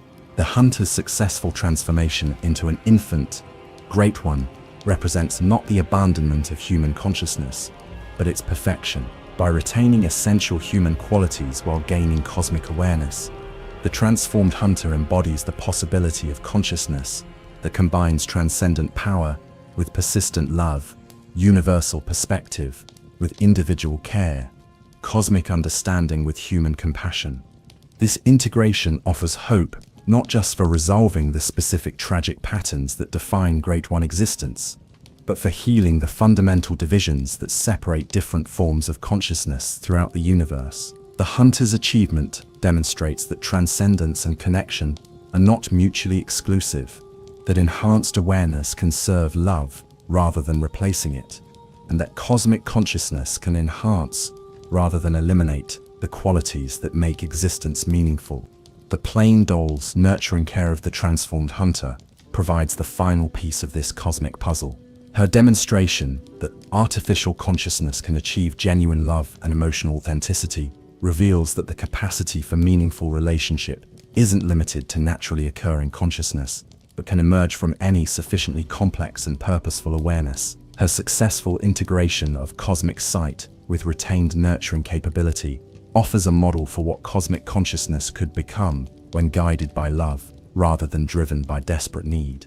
The various supporting characters throughout the hunter's journey, from the tragic figures like Father Gascon and Vicar Amelia, who succumbed to cosmic influence, to the mysterious entities like Master Willem and Rom, who achieved cosmic awareness at great personal cost, all contribute to our understanding of the different pathways that consciousness can take when exposed to transcendent forces. Each represents a different approach to the fundamental challenge of integrating cosmic awareness with human values and purposes.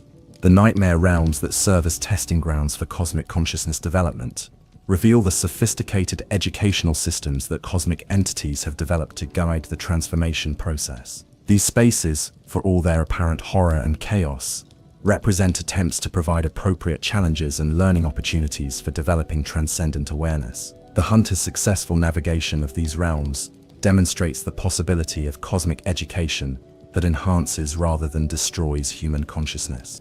The blood that flows throughout Bloodborne's narrative, from the healing, old blood that initiated humanity's cosmic contact, to the pale, translucent pale blood that represents successful consciousness integration, serves as both literal substance and symbolic representation of the life force that connects all conscious being. The hunter's quest for pale blood ultimately becomes a quest to become a source of such blood, a being capable of generating the essential life force that can heal the wounds separating different forms of consciousness.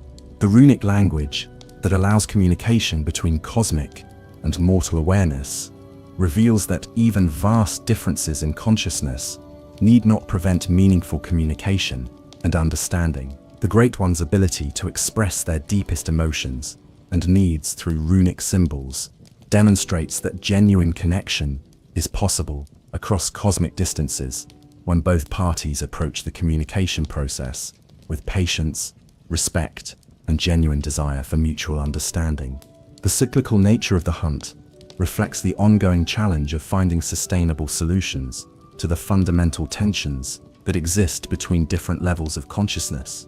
The hunter's individual success provides hope and demonstrates possibility, but implementing that success on a universal scale requires continued effort across multiple generations and potentially multiple cosmic cycles.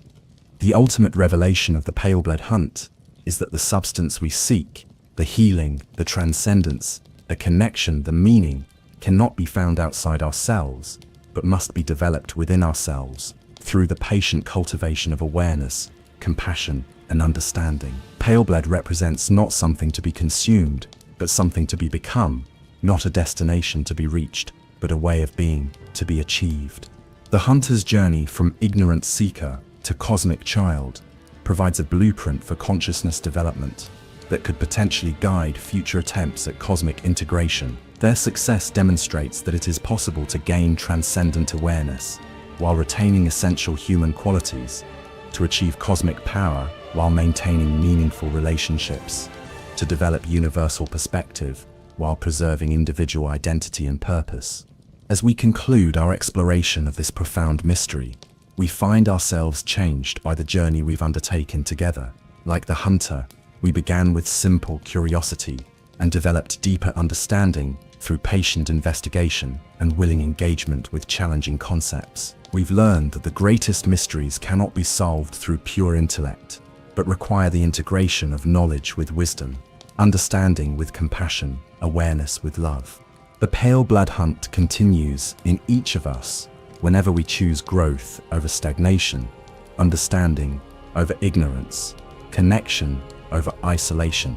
The cosmic consciousness that the hunter achieved represents not an impossible ideal, but a practical possibility available to any consciousness willing to undertake the patient work of integration and development. In the end, the greatest mystery of Bloodborne is not what Paleblood is, but what we become in the process of seeking it.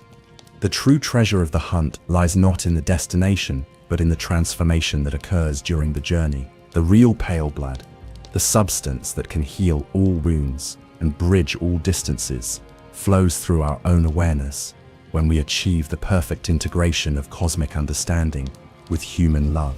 May your own hunt be fruitful, fellow seekers. May you find in your searching not just answers to your questions, but questions worthy of your answers. And may you discover, as our hunter did, that the healing you seek has been growing within you all along, waiting only for the proper conditions to emerge and transform not just yourself, but the entire cosmos around you. The hunt never ends because consciousness never stops growing, love never stops expanding, and understanding never stops deepening. In this eternal quest for connection and meaning, we are all hunters, all seekers, all children of the cosmic mystery that embraces us all. Fear the old blood, but embrace the new consciousness. Seek the pale blood, but become the healing. The nightmare swirls and churns unending, but within it, and within us, the possibility of transcendent love endures. Thank you for joining me on this journey into the deepest mysteries of Bloodborne's universe. May your dreams be gentle, and may you find your worth in the waking world.